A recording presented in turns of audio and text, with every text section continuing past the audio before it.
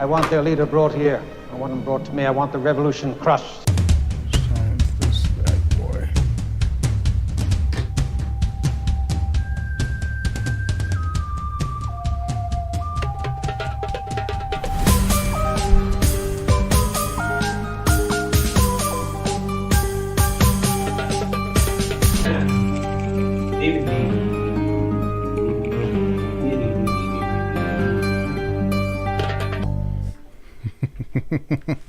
Assalamu alaikum and welcome to Mad Mamluks. My name is Sim. Along with me are my fellow scholars, Sheikh. Assalamu alaikum. Sheikh Hey. Hazm. There's Mort. Hey. And our one and only Harry and his blue man. And his What a smile. MashaAllah. Assalamu alaikum, nerds. How y'all doing? Salam, nerds. We doing good, bro. happy Milad to everyone. What's so funny, Sheikh? How dare you? Nothing, bro. I don't know if you're trolling. How was your celebration? I wasn't doing a celebration. You How cut a come you didn't do a celebration, Sheikh? I don't have to do a Did you celebration. cut a birthday Bidah, cake? shirk. You didn't cut a birthday cake?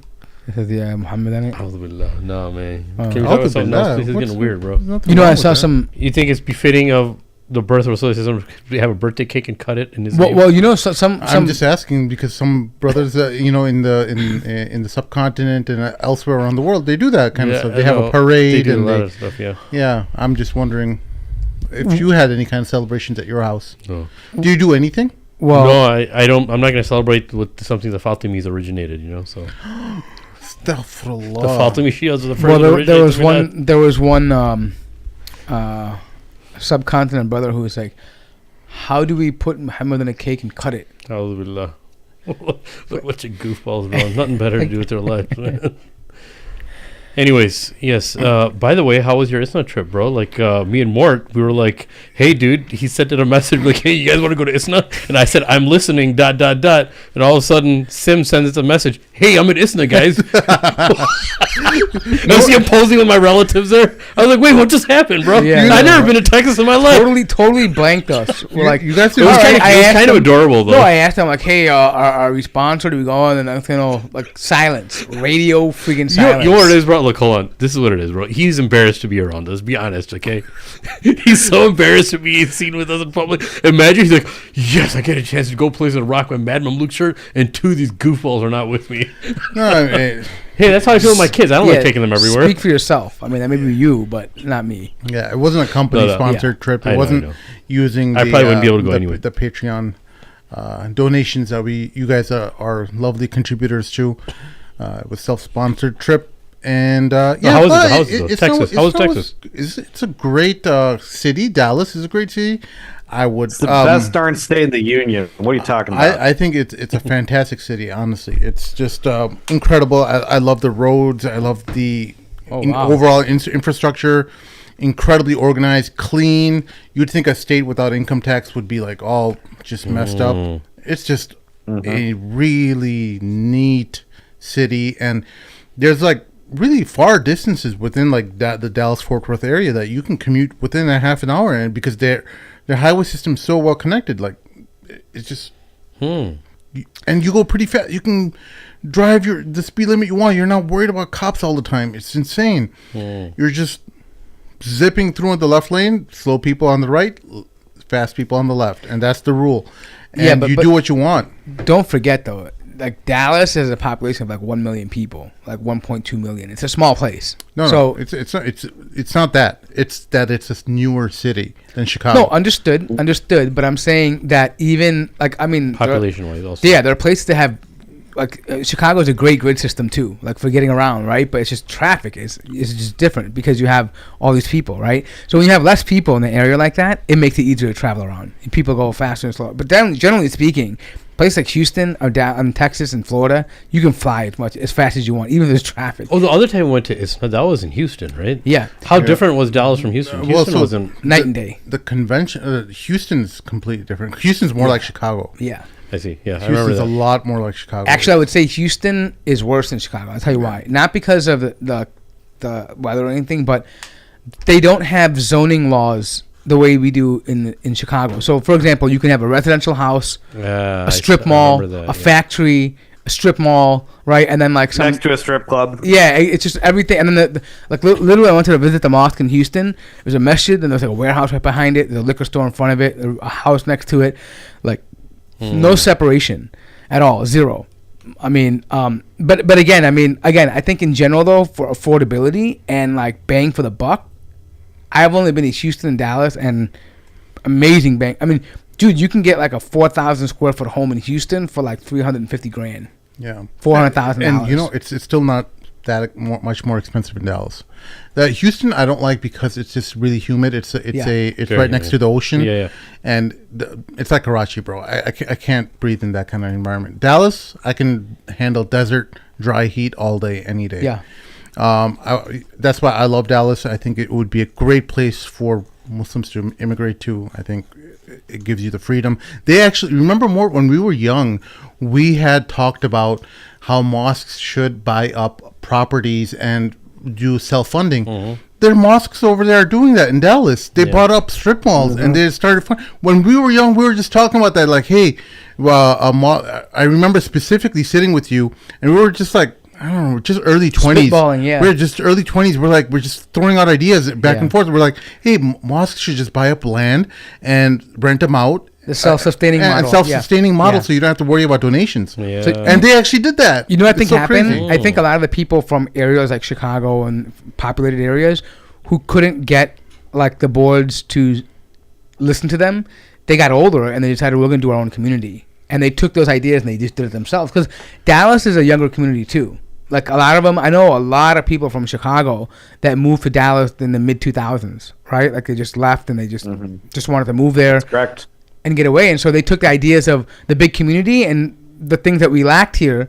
They just decided we're going to start fresh and do it here. I see. So they took these ideas like this, like self-sustaining massages. They have like daycares in the masjid, I like remember that. like family programs, like just really more community centered than it would be like here where it's like broken off, right? Like in major. I think what happens is the downfall of every major city is that you tend to end up living in silos, right? Remember Pakistani mosque here, Indian mosque here, Somali here, Arab there, and then everyone just kind of does everything Yeah. independently. Over there in these smaller towns, you have a chance to start fresh, and especially with this like-mindedness, right? You all born here, most of you first generation, second generation, so you have a similar mindset. You're not so worried about those cultural baggage. So they had a chance to redo that all over there. Yeah, in no. Dallas. Speaking of like daycares, who's a brother? The Sudani brother that was on our podcast a while ago. He's like a poet, spoken word guy who works around Maghrib, who's really big on Maghrib. Anyway, the message. Ammar Ammar Shukri. Shukri, yeah. Yes, so Sheikh Ammar Shukri, I remember somebody shared a video of his masjid where they have like an indoor jungle gym and like the whole play area with like soft sponged like some on one of the floors where kids can just play in this huge jungle gym area, this padded flooring and everything with like safety glass all around. It was really cool setup. Is that where Valley Ranch is? But yeah, Valley Yeah. Ranch is over there. as But how was the convention? I used to though? live The in Valley convention? Ranch. The convention is small, man. I don't look. If anyone from ISNA is listening, with all due respect, love, keep it in Chicago. It's so much more. Everyone around the country. It's a central area. Canada. It's close to Canada. It was like a mini convention, dude. It was. Oh, wait, it was is such that a small like gathering? It seemed like it's not. It's not like the granddaddy of conventions. It's the biggest convention that happens all.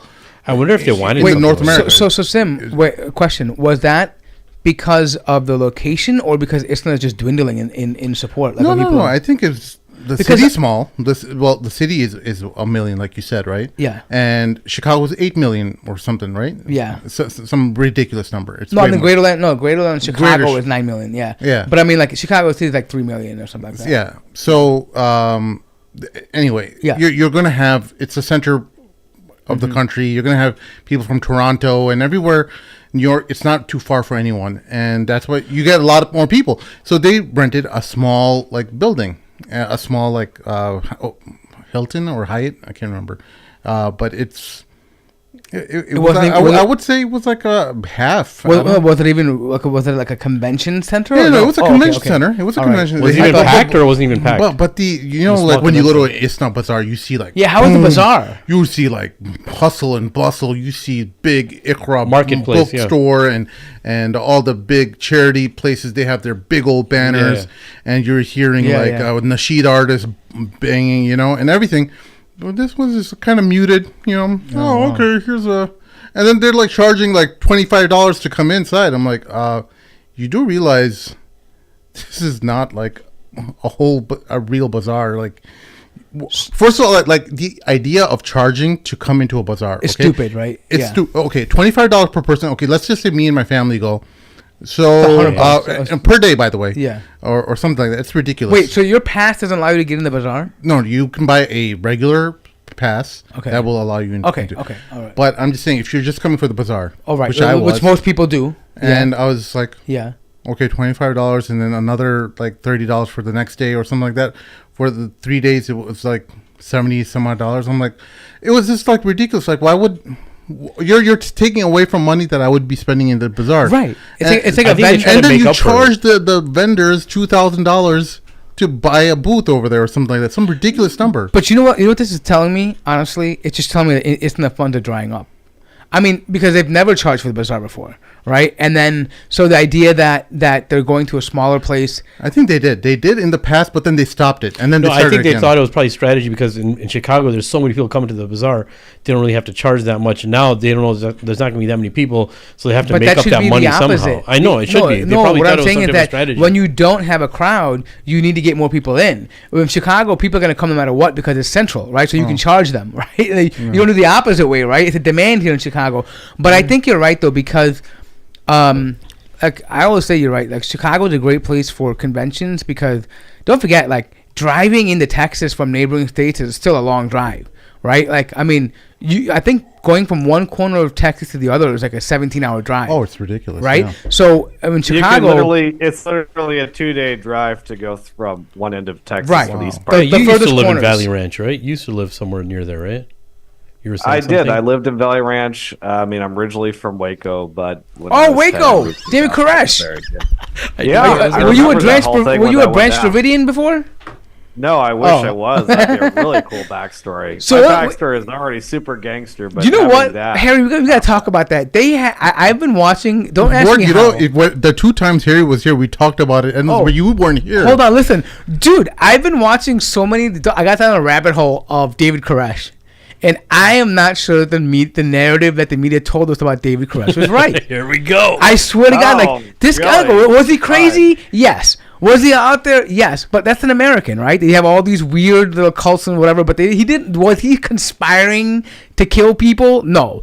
I think, dude, it was just a massive mess up that the ATF and the feds did.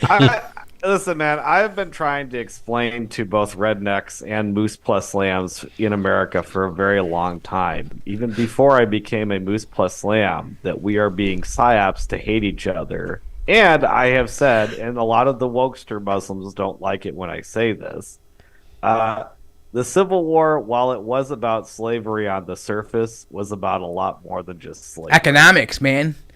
Because people, the North felt like that the South got free labor and they didn't get it. Well, it was more than that. It was about a control issue. It was, it's like, even if you're doing something wrong, when you have somebody coming in and telling you, oh, you can't do this anymore, and you're already beefing, it doesn't matter what the issue is about anymore. In the 1820s, the issue was about tariffs, because the South paid all the tariffs. On imported goods, and the North, which was mostly industrial, wanted to keep the South locked in into buying their stuff. So that's why there was these heavy tariffs. In fact, there was this one thing called the Tariff of Abominations, which was so bad that South Carolina almost seceded unilaterally. I remember that. Yeah. And were it not for then President Andrew Jackson threatening to murder everybody in Charleston, they would have seceded. And everybody in Charleston was like, "Oh well, President Jackson, he's an Indian killing genocidal maniac. I best we better toe the line." So slavery wasn't even on the radar. I mean, look at it right now. Slavery's not on the radar either, and you look at the Trump versus East Kamala. Coast limousine liberal types, the LGBT rainbow crowd, this whole shebang. That's really pretty much along the same regional cultural lines as we've had since the 1800s and 1700s. Yeah, but coming back to the whole Branch Davidian thing, people don't realize too. Like just before that, everybody was on edge because Ruby Ridge had happened, and basically they just walk in there and shot some man point blank. I mean, yeah, he was not coming out, but that was his property. Wait a second. Explain what Ruby Ridge is. So. You know what, Harry, you'd probably better to explain this than I would, but I know the general of it, where the idea was that there was someone that the correct me if I'm wrong, the ATF or the feds were tracing him, and he was wanted for something, and he was in his property's cabin up in Ruby Ridge. Is that Idaho or Iowa? Somewhere up in the north over there.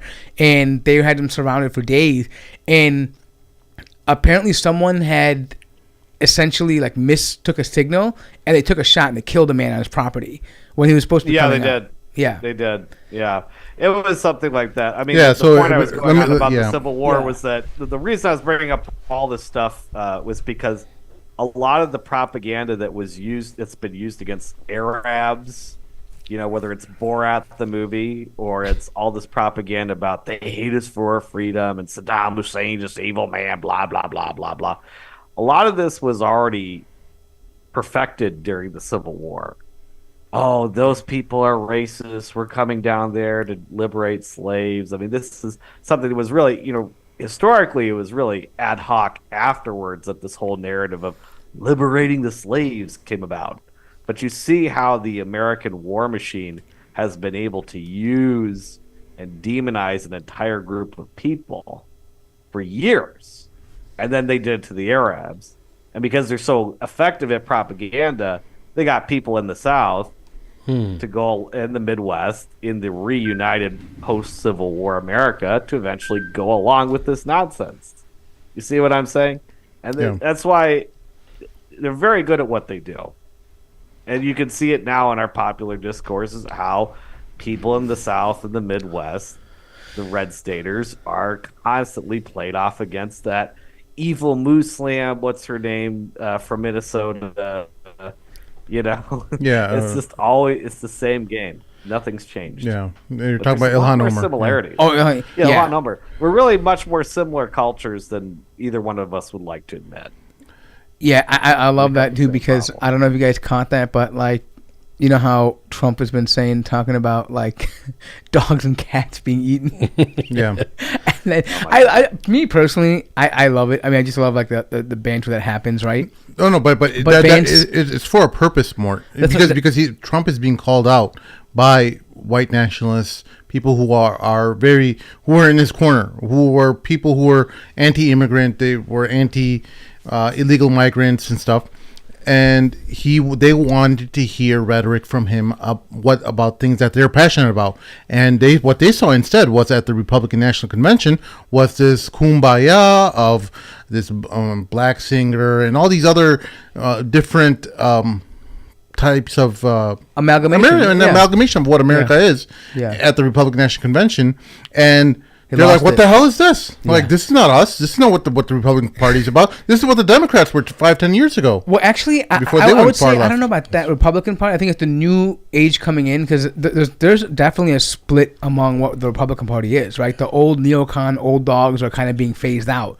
So there are some elements of the party that are, they've realized that they can capitalize on extreme rhetoric to gain favoritism, right? And they want more of that, right? And I think what's really telling is that Vance was on the news and he was talking about this, and they're like, well, you know that that no one's eating cats and dogs, right? He's like, well, my constituent told me that. And like, yeah, but no one really saw it. And he goes, well, if I have to invent a story to tell a narrative to American people to get them to wake up, I'll do that. Gosh. Right? And I'm like, wait a minute. So you just admitted to lying? But the that was thing a hard interview to watch, dude. Yeah, but the thing is that why it doesn't bother me though when people say, oh my God, he's a liar. Yeah, but So is every other politician. of them. I'm saying, did not Biden just lie about a narrative about 40 beheaded babies to get you to support A Israel? whole bunch of stuff. Yeah. They just do that too. It's the same thing. It's the political game. You're an idiot for believing that. You're an idiot. See, I tell no one people should come out and all the admit it time, like that if they're trying to play politics. Well, I tell people all the time. Well, no, they've admitted far worse things. I mean, just look. I mean, they'll openly admit that they don't mind sacrificing an American life for $60 billion. They've admitted that, right? They admit these things. If you listen enough and listen to the right words, they admit all kinds of things every day, right? But the point is that you have only. This is not new for American politics. If you believe their rhetoric, you're the fool to blame. Right? I'm not saying they're always lying, but you have to, the truth is somewhere in the middle. Like, you take it with a grain of salt and you find, well, what's their motivation? Why are they saying this? What's their benefit? There's some silver lining here that maybe I'm not seeing, or there's something deeper behind this. We don't just endorse causes because they make us feel good as politicians. Politicians don't do that. They don't have time to do that. If a politician embraced every single cause they felt good about, they would be pulled in every direction. They would lose support. Yeah. Right? There's a reason. It's calculated. There's a reason why they have staffers and PR people, because they need to paint a narrative. They need to make sure that they tote the line. If they don't, then it's a problem. Yeah. Well, Right, and it's also what happens. This whole dogs and cats story is exactly what happens when you don't address an issue properly in the beginning, and you see obvious conspiratorial intent to flood the country with immigrants who are mostly there to be future voters, and they're gonna do cheap labor under the table and not complain about not getting sick days. That's what it's like. Well, when we're talking about slavery here, slavery never ended in America. We just changed the title. Yeah. Well, the thing, Harry, is really did. It's like you're not hearing a coherent argument from white nationalists, people who even forget about white nationalists, just people who are anti-immigrant, right?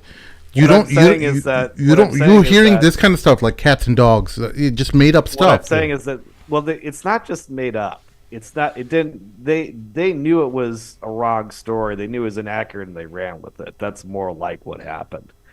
The reason that people jumped on this story like wildfire is because the immigration issue has not been settled. Places like Qatar and the UAE, they have a lot of immigrant labor, but they don't have an illegal immigration crisis. They've figured out how to have a lot of people come in on work visas, and then they do their time, they make their money, and they go home. Because of the way our situation is set up politically, domestically, all the above, we're not doing that. So But Harry, one better second. bureau business who likes cheap labor under the table that they can exploit. Yeah, but Harry, I think there's a fundamental difference. Like, America's not a monarchy. America's not a monarchy. Hold on. And what happens is, because people see this, this sort of conspiratorial behavior of the government, where it's just like they could secure the border and institute work visa programs and have, a proper functioning immigration system like many first world countries do, but they are not doing that because they sense that the establishment has ill intent. So when these issues aren't being addressed, that's when people start getting really suspicious and distrustworthy. And so in that environment, conspiracy theories breed like no, but here you made a really coherent argument just now, right? Something that makes sense. I don't hear that from that side. Exactly. So that side just makes up these stories. Like, So how are you expecting to be taken seriously when you're making up stories, just in fabricated stories about cats and dogs? You're just completely shooting yourself in the foot. So I think I agree. I get why Harry. It's not completely fabricated. It's more of just sort of blew out of It just blew way out the bar and way past where it should have gone. Blew way out of proportion. But I agree with you. It's a stupid strategy on Trump's part. It's very foolish that he continues with this. And it's also, if he had Steve Bannon, you could say whatever you want about Steve Bannon, but Steve Bannon knew how to run that campaign effectively, give effective messaging. Sure. This is not effective messaging. So I'll just say this. You explain why that type of thing happens, right? But the problem is that I understand why it happens. I mean, rhetoric. Whenever there's a problem, you're going to otherize another group of people. It could be it could even be white people from the north, right? If you leave them long enough, they'll say, "Oh, those people, they're like that way," right? It happens. You need to find someone else to blame for your problems. Understood. That's human psychology, especially when their economic and their basic needs are not met. But the problem that I'm having though is that, like, when people don't, we talk about this a lot on the show. They don't critically think about things, and that's not just Muslims, it's people in general, and they just believe hyperbole in the news. I'll give you a small example, and I'm going to say something that most people probably know and they just don't admit to themselves enough. The reason why we have an immigration problem in America is because both Democrats and Republicans want immigrants here. That's the honest to God truth. And if they didn't want them here, then you would know. And I'll give you an example. If Republicans are truly the party of anti-immigrants, or at least I should say legal immigration, right? Because that's truly what they want to be, according to them, right? Yeah. Let's label them as they want. They want legal immigrants to be here. H-1B, F-1, whatever, right? Visas, great. But if you really wanted to enforce that, why don't I see any Republicans come out and say, you know what? We're going to punish the hell out of any employer that hires an illegal alien. Yeah. If there have been politicians that come. There have, but I'm saying collectively as a party, you don't find that narrative. Unipparty establishment, right? I mean, of course. I mean, you're going to find politicians, even Democrats, that say that, right? But I'm saying as a party official, like a battle cry, like a campaign slogan, right? Like, for example, every campaign has key points, right? And I'll tell you why. I compare jobs like this and illegal immigration to like the drug problem, right? And drugs in general. Whenever you have a drug problem, the drug dealer always gets a harsher sentence than the drug user. There's no way the drug user is going to get more sentence time than the drug dealer, because the drug dealer is causing creating a vice in society, right? You are a source of problem. So if they came out and said, listen, you hire an illegal, mandatory jail time, you lose your business license, and we're going to take in your money, you'll see tomorrow people will just throw out these guys out the door. Why? Because they're not going to risk their business. But that will never get past the uniparty establishment for approval. And that's the problem. That's what I mentioned. Because the Better Business Bureau that controls both parties likes the cheap labor under the table. The labor that's, in this limbo status. The Democrats and the far left want future voters, and they would love to demographically replace rednecks like me from the equation completely. The business community on both sides of the aisle wants the cheap labor, and they want to go around the more working class union Democrats and working class conservatives like me. So they like both sides of the uniparty establishment love the idea of flooding America with cheap labor. You're 100% right. Everybody's a winner. It's mutually beneficial for each party, for each narrative, right? We get more voters, or the other one is that we get cheap labor. Because Republicans are generally the party of business, right? Even though Democrats can be richer, but Republicans are more favored to, most businessmen, small business people end up being Republicans. Why? Because lower taxes, less government involvement, less regulation. Right. They want to stimulate small businesses. Well, every small business wants to edge up, right? They want to make money. I mean, so cheap labor is a great way to make extra money and bang for the buck, right? So the point being is that the only reason why I'm bringing this up is because let's not bullshit ourselves, right? Like, no one's going to get rid of immigrants, right? They're going to be here, right? Let's find at least a way that we get them acclimated and find a way. And I'm not saying a pathway to citizenship, but let's be honest and say, okay, they're going to be here. If you're here, you got here, you snuck in here, whatever. Okay, let's find out a way that you can pay taxes now. Right, that you can actually pay money, pay for being here, right? Like, that's the thing, Well, it's a bit more. The problem with that though is that's exactly what the establishment wants. They want to say, "Oh, see, look, we got all these people here now. Now they have to pay taxes. We're going to keep them in this limbo status." But what's the alternative, Harry? It sounds being compassionate, and in some ways, it is kind of being compassionate. But it screws over the working class people of all races who are already citizens, who have already been here for several generations, and it sets up an incentive for future mass migration illegally. But Harry, let me ask you, what's the alternative? Unfortunately, what's the alternative? Well, there's a lot of alternatives. I've given you several alternatives. We have lots of countries around the world that have worker visa programs where people come in for a season to fill the certain gaps for certain key industries that need it. and then they go home. Yeah, but they pay make their money, taxes, they send right? their remittances. They pay Yeah, taxes. that's right. They say their remittances. They pay their taxes. They pay their remittances back home, and then they go home, and everybody's happy with that situation. I agree with that. Nobody in Qatar is afraid of mass migration and demographic replacement. Well, I agree with There's you. no union workers in the UAE that are afraid of losing their union gig. No, I agree with you, and I think what America could do. I mean, but in order for that to happen, Harry, America has to come out and put its foot down and say, "Listen, we're no longer accepting any more citizens in America, except if it's by marriage or by birth, whatever. Like if you have, that's it, right?" And yes, they'd have to come agree. out That's and what say should that happen in for order a for that to while. work, right? Because that's what would happen. Right, but because they're not going to do that they're because not. the Uniparty likes the situation. Exactly. So my point is that if they're going That's to not be gonna here, change. because practically, right? Like, I totally get your solution. I think it's great, and it would if you can do it. But I think the reality here is that they're not going to do that, right? And because Democrats want more voters and Republicans want more cheap labor, right? So they're not going to do that. My point is that at least if you're going to flood it with migrants, at least get the tax dollars, charge them more taxes, so people like who can't get jobs, they can get much more benefits from the government, right? No, you know what they are doing But though. in the meantime, what you're having- doing is you're creating this incentive for people to come through the border in large numbers legally, where thousands Yeah. of people die, thousands of women get raped. Yep. Yeah. Every year on that journey. Yeah.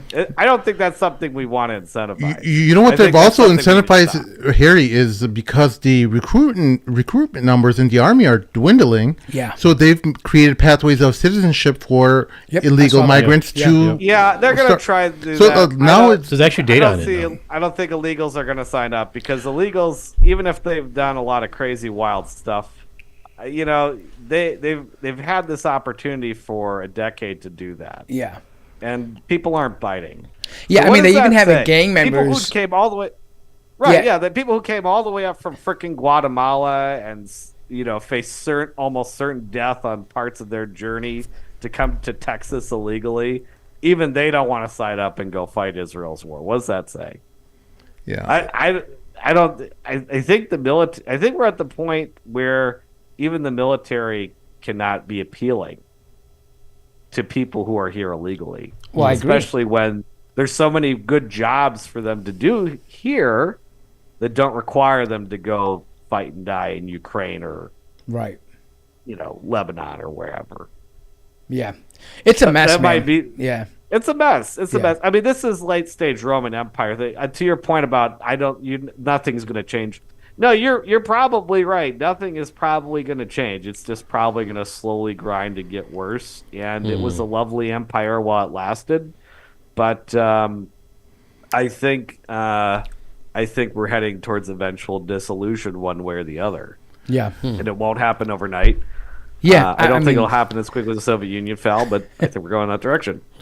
Yeah, well, what's at least immediately happening, Harry, is that there's a new class of people being created in the United States and in Europe, where they're super poor. I mean, there's the middle Yeah. class here, and then there's the super poor, and these people are just going to be living in tents and mass like ghettos, makeshift homes. It seems that way because if you look at any kind of like third world country, Yeah. where you have this super broke people, Yeah. they are living in huts. If you go outside Mumbai airport, Yeah. as soon as you exit out of the airport area, you're just going to see miles and miles of just Shanty towns. Yeah. ghettos. Yeah. Yeah. And people, It now does we're feel not like talking we're about ghettos turning in into buildings. We're talking modern about Mexico or little, Brazil. Huts. little huts. Tin, yeah. Tin, But tin you know what? huts. I was thinking about this. One way that could actually unintentionally reverse the trend is automation and robotics. No, I'm being dead serious Yes, because yeah, you're correct. I if you think so, have too. a bunch of like labor mundane tasks that are done by robots, they don't need immigrants to do labor work, right? So what happens is that you replace the workforce, the labor workforce, with robotics and AI, and then they're talking about now that has its own downsides, right? Like UBI and things like that, right? I mean, that's a whole nother problem, but at least you would Fine, have being purpose. America be America, right? It would still be a yeah. controlled border. Yeah, and I do think we're heading towards that. So then my question is, I got people like Stepmommy in the comments, trying to accuse me of like racism or whatever, being mean. You're racist. Stop saying ninjas, Harry. How are immigrants affecting your life, Harry? Who cares? Stop whining about immigrants. Okay, well, I don't hate immigrants. I don't hate brown people. I live in an archipelago full of brown people, so I'm not opposed to brown people. Like, let's just get that out of the way first. But, I think You're opposed to slavery, Harry. Harry, you're opposed to slavery. I'm opposed to slavery. I'm opposed to slavery. That's a good way of putting it. If we've got all these 20 million plus illegal people here who are barely literate that don't have a high school diploma, and we're about to experience mass automation and robotics, and you see now they've got humanoid robots that are already working on factories. Okay, what are we supposed to do with these 20 million people that are going to be out of work when they can't become Uber drivers? What are they supposed to do when they can't drive and do deliveries? What are they supposed to do when they can't work in factories? So now we got 20 million extra mouths to feed and take care of and give housing to. Healthcare. And there's a housing crisis in America because we haven't built enough houses for all the demand. I don't have a problem with immigration. But when you flood the country with immigrants, and you see this, and you saw the nice parts of Dallas-Fort Worth, Sim. There's parts of Dallas-Fort Worth there, housing has gotten ridiculously expensive for the average person. Oh, yeah. Because there's too many people moving in at once. And not just people illegally, but also people from other states like you who are interested in coming to Texas because y'all want to be part of the Texas experience. So my thing is, I think you, because you came here legally and you're a citizen and you pay your taxes and you're a productive person, I think you should get dibs on moving to Texas rather than someone who came here illegally and has a history of criminal behavior. Yeah, I mean, you don't even have to explain that's all racist. of that. I don't know. If that still makes me racist, I don't care. I think the problem is that not everyone coming has a criminal history, right? But the problem is that I think the other points are spot on, right? Like that. Ultimately, we're heading in a place where we're not going to have the opportunities that we have today for everybody, right? Like now, it's not going to be that land of milk and honey that it is right now because we're changing the way that we work. Yeah. Right, and if we know that's our trajectory, well, at some point, men have to worry about who takes care of people behind, right? Who's gonna? I mean, it's not just about the job they do. Well, what happens to their families? Do they get health care? Are can their children afford to go to school? Or are they going to be living? What happens when they become uneducated? Like you would see things like, and honestly, I'll tell you, like you'll find an average literacy rate drop in America when you have a lot of people who can't afford to go to schools, right? A number of college degrees drop, right? It'll impact the overall demographics and in turn the culture. Yeah. If you have a culture of people that are not educated, that don't have opportunities, what do you think it's going to do? It's going to impact right now. Like, let's be honest. This is not to be like a braggadocious American, but America has a history of having like innovation, ingenuity, entrepreneurship. Right? That's something America's generally known for. Right? When you come here, you can make $1 from a dream. Right? That's not going to be the future if you have people who don't think that way, who don't know that. No, it's going to be harder and harder to be an entrepreneur if we don't restructure society. Eventually, we're going to have to move to something like a UBI so that people have the ability and the space. Can to you really explain that, Harry, to people, what that is? Can you explain? People don't know. Universal basic income is basically this idea that everybody should get about $1,000 a month, no matter what. And it makes sense because they've done several major UBI studies. Sam Altman in particular, financed and did his own study, and they plan to get this UBI. Yeah, they plan to get this from robotics, right? So basically, the wages that you'd collect from human beings working, companies would then be taxed that for the robots, and they thought that they would make more money because there's no time off, there's no PTO, there's no unions. They just continue to work and work and work, right? So you get a share of it, and the idea is that, well, as time goes on, the cost of building and producing will be less. So cost of living should drop because you have robotics. For example, a house could be 3D printed in 24 hours, right? Yeah. So that would mean that, okay, the cost of a house now, instead of being $200,000, is going to be like $10,000. right? So you would get everybody had their nice little, imagine like, Mad Max scenario or whatever. Everybody had a nice little concrete hut, and then like you get your $1,000 a month that gives you your food. It'll just speed up. It'll accelerate. Literally, it'll accelerate the rate at which these ghettos start being created. Yeah. You will have a whole populace of individuals, people who are illegally migrated, what have you, on UBI in these fabricated homes that are pre-manufactured, and crime will run rampant. All the property values around those areas will collapse, and then they will spread like a contagion will. It's just, that's the way, as more people come in to that area will grow larger and larger until that whole, who knows how long until the government says, hey, we're building a freaking wall around your own American city. No, dude, but look what type of cuckoo land we're living in. It's enough to say in a normal life to say, hey, people shouldn't come into any country illegally. How are you racist for saying that? It's so crazy how it's become racism to say, hey, look. The thing is, there's other people like dummies like Nick Fuentes and them who start who don't know how to present an argument. Yeah. Who start talking about how amazing white people are and how other people are horrible. Exactly. And then they taint the entire narrative about this whole important subject because they don't know how to discuss anything with intelligent people. They talk in ways that are like, just simplistic. It's very manipulative. Just ridiculous ways. It's like a child. Like you're talking to a child, and they don't know how to present an argument based on a unified front. Okay. Like there's one person who will say, I'm for Christianity and Christian morals. One will say, I don't like immigrants, but race mixing. We don't need any religion around, right? They don't have any kind of unified belief system, and that's why they ultimately devour each other. And you're seeing them on Twitter fighting each other and at each other's throats about every single thing about. Yeah, you know what it's like. You know what it's like. Like for example, say you're talking about ice cream. I don't like chocolate ice cream because it looks like poop. Oh, it looks like poop. Oh, poop is nasty. Oh, but it's not really showing you why chocolate ice cream is bad for you. I don't like chocolate ice cream because it just tastes like like it just doesn't taste like vanilla does, right? But they're not really telling you, okay, well, you know, it's the sugar, it's the process, whatever. They're not telling you that stuff, right? They're just giving you these silly arguments around that can rile people up. Oh yeah, it does look like poop. I hate poop. Oh, poop is nasty, right? And everyone riles up around it. I'm a race trader to those people, for the record. Yeah, right? Yeah. But speaking of Nick Fuentes, and a Christ trader. I'm a Christ trader and a race trader to those. So here's so we're clear.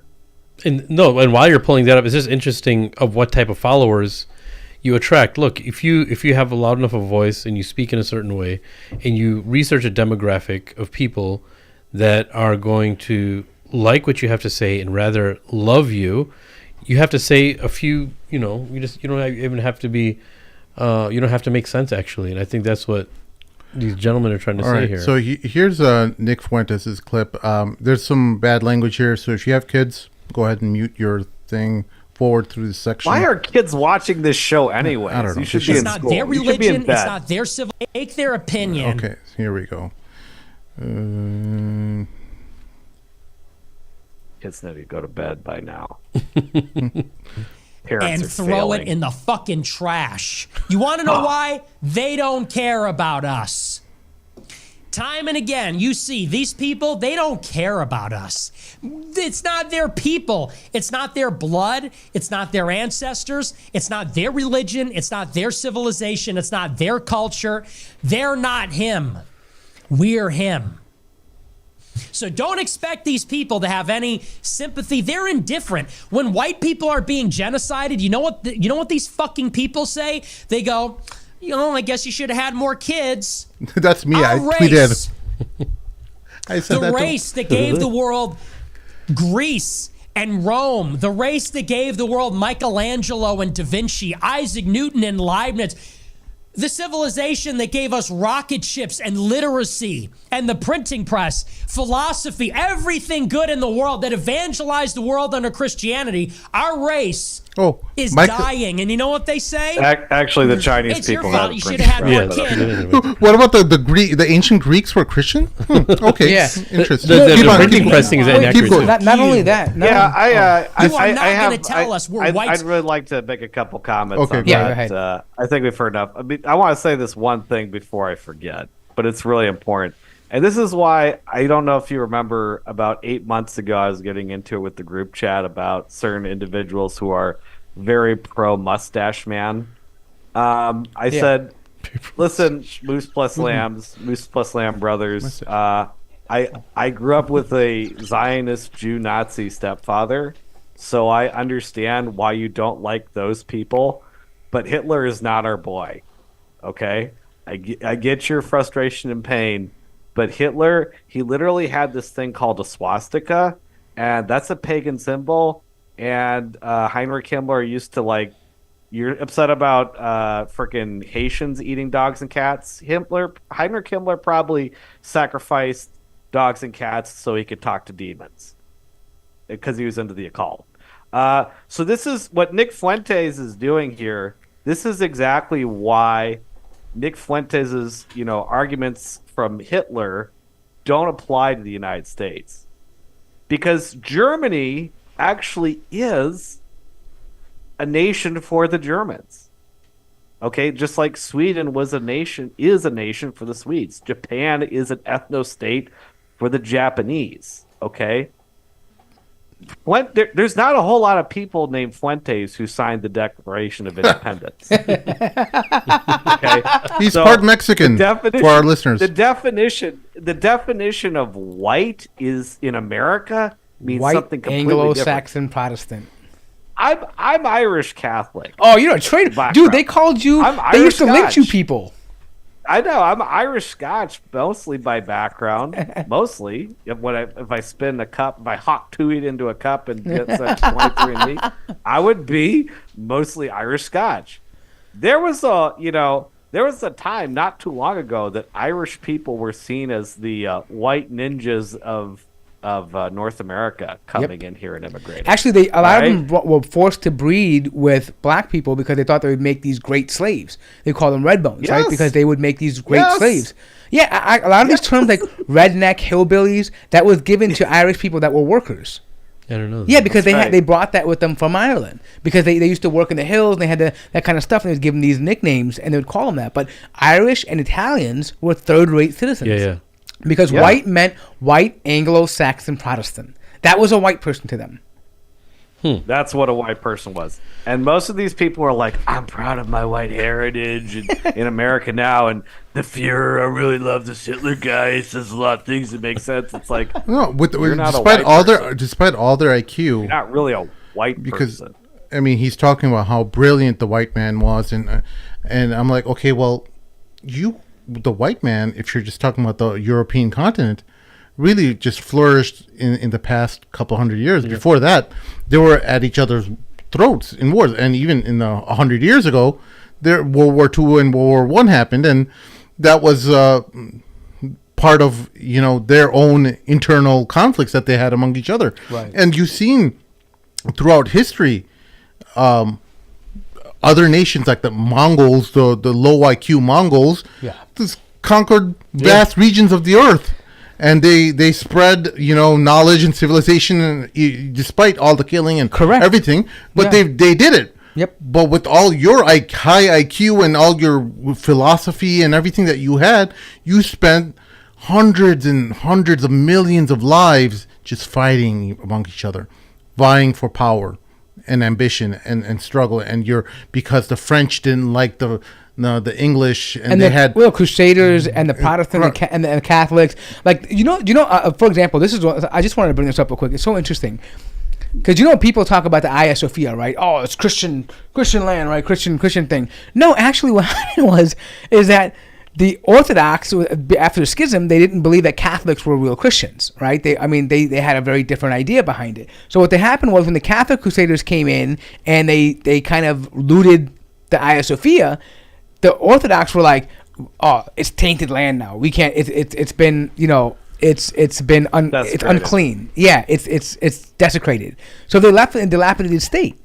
They didn't even want to rebuild it, but it was because Catholic Crusaders came in and they were mad they couldn't get money from their own people, so they wanted to loot it, and they took the money. They took money from Constantinople in the form of looting things, and they literally looted the church, right? And so, but when you talk about stuff like this, a person like Nick Fuentes is not going to tell you that, for years and years the Christian infighting caused millions of people to die over and over again for useless things, and it was for people that really just wanted power. Same thing today. They were kings and monarchs that wanted power and money, and they used religion to make people fight each other. Look, most of the innovation that came from the European continent came from England, France, Germany, and Italy. Colonizers. Okay. Yeah. These countries, okay, sure, they had incredible contributions to philosophy, science, and all, etc. Right? But what about all the other countries? Poland, Lithuania, Estonia, Latvia. You can go down the list through all the way to the Balkans and stuff. Moldova. No, I mean, you're cherry picking. Yeah. A few of the richest countries, they established great education systems. They established colonialism throughout the world. They were able to collect a lot of resources to educate their public and foster grassroots education systems and stuff. And you saw this during the height of the Muslim civilization as well, too. When civilizations are at their peak, they're going to have the best, brightest scientists, mathematicians, everyone come out. In the Persian Empire, in the Indian Empire, the number system was developed by Indians. The concept of zero, zero concept was developed by Indians. The number system, the numerical system was devised by Indians. But I'm thinking even the concept of zero that we attribute the Arabs to, the Arabs gave it a numeral. Yeah. But it was the concept of it was by the Indians. What we learn is as wealth accrues in a civilization, as you have the ability to bring in the brightest minds of the world, which the United States has the ability to do, and they took advantage of that after World War II, where they said, hey, you know what, Germany, you lost, but you know what, you may have invented some gas chambers or whatever you need Oppenheimer. You may have... Which was invented by a Jew, by the way. Right. Zyklon B. Yeah. That was a German Jew who created that during World War I. Right. And the Americans said, hey, you will look the other way about your war crimes and stuff that you contributed to in helping the Third Reich expand and build the war machine that they did. Rockets.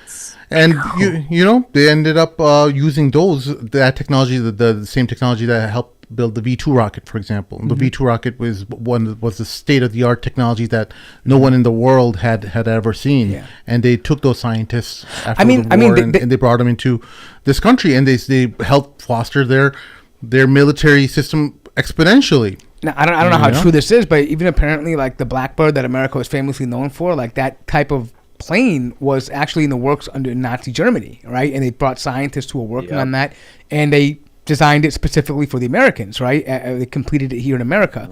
But just a small added thing here. He mentioned Isaac Newton, right, in that clip. Isaac Newton's teacher was someone who studied in Turkey and Syria. That's true. So he actually they had to go there, not only that, he knew Arabic. Yeah. Why did he know Arabic? Because they had to study works that were written by the Arabs at that time. Yeah. Because at that time period, I mean, in that area, for whatever reason, Turkey and the Ottoman Empire was a thriving empire, and it had resources. It had people that came and studied and contributed, Muslims and non-Muslims, both alike, right? Knowledge and progress is not owned by any race or religion. Very right? True. People contribute to that collectively, and humanity picks it up. And then the next one comes along and says, okay, how do we make this better? That's a very balanced way of looking at it. He was also a Unitarian, by the way. Yeah. Yeah. I mean, they actually...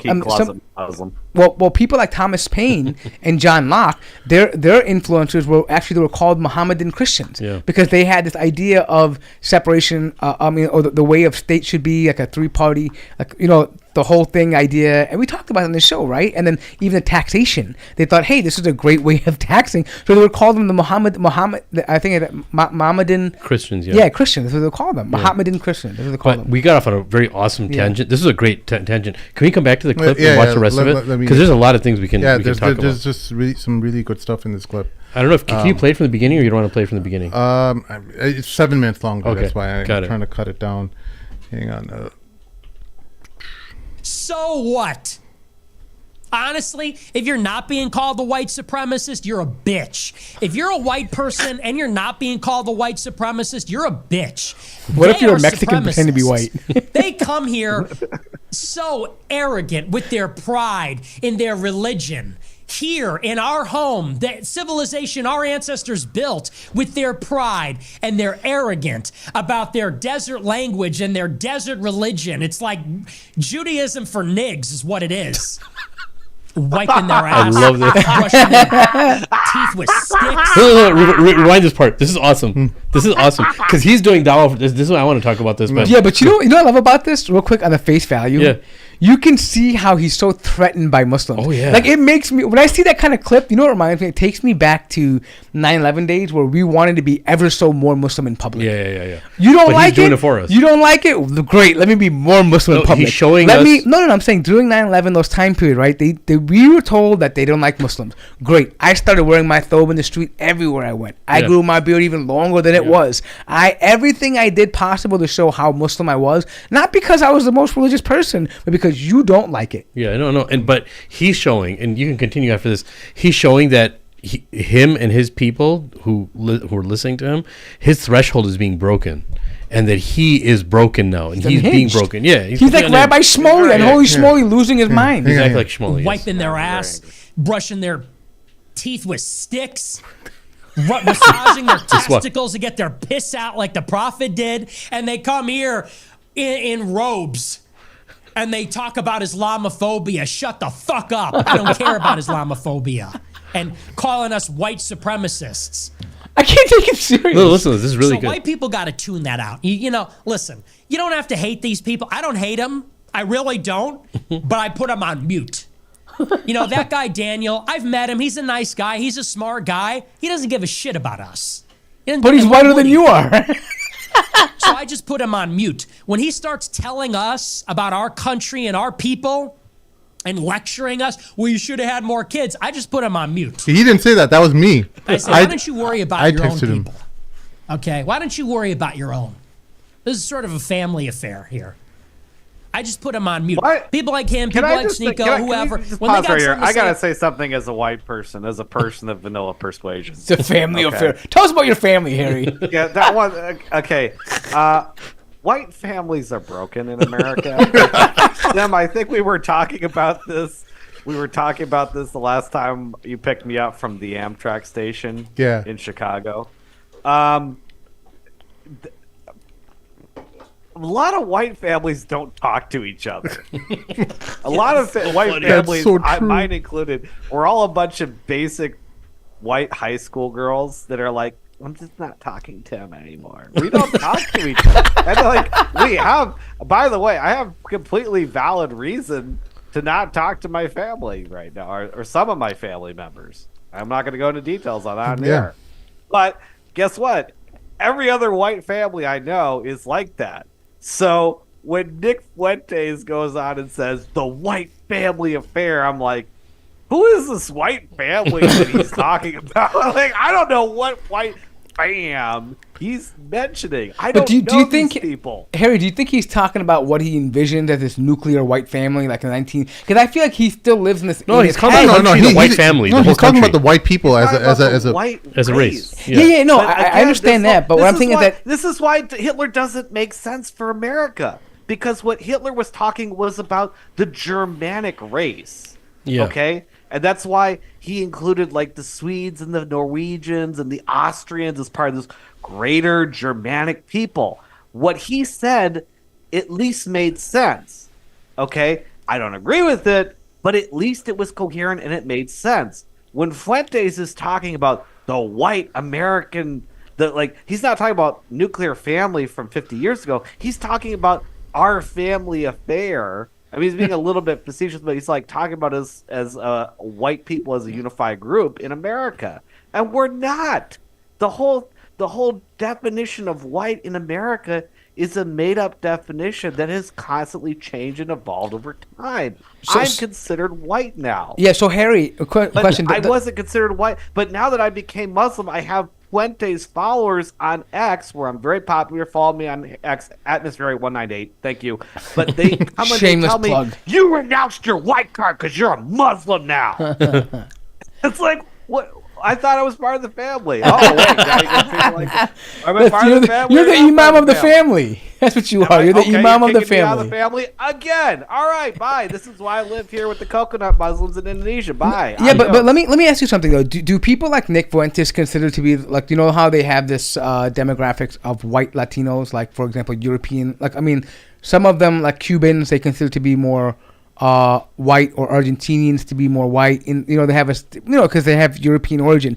Does he consider them to be white, like, or is it just because they have that? Because I know among Cubans, like there's a big divide, right? There's like Afro-Cubans, and then there's No, he's not even thinking that far. He's conflating two things. no. I'm he's just conflating curious. being No, American only with white. I'm just curious about how, because they're Americans. They're Cuban Americans. No, I know. But they're classified as white by paper, right? So I'm wondering if people like Nick Fuentes consider them white because they keep changing the definition now, right? So will they be considered to be white according to these people?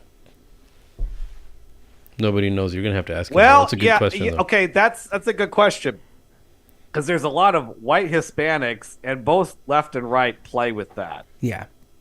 A lot of people who are white Hispanics named Garcia or Fuentes, who are at the top of the social hierarchical pyramid in Mexico, because that's basically the direct descendants of the conquistadors. Yeah. Those people can come to America and be accepted as white people, no problem. All right? By people like Fuentes. Yeah. But here's where it gets really funny. The Democrats left will always try and say, we're the party of Latino immigrants. But as soon as white Latinos do something bad that they don't like, the media, which is, center left, normie, authoritarian, CIA nonsense, they'll be like, white Latino person today did something terrible. What was that? What was that guy that killed the black kid at that condo? I can't remember his name. Yeah. Trayvon Martin? Years ago. Yeah, Trayvon Martin. The guy who killed him was listed as a white Latino. And it was weird the first time I heard that. George Zimmerman? Zimmerman. George Zimmerman was listed as a white Latino. And I thought this was weird because, when the media said white Latino George Zimmerman, it's just like, why not just call him white or just call him Latino? What's wrong with Latino? No, he's a white Latino.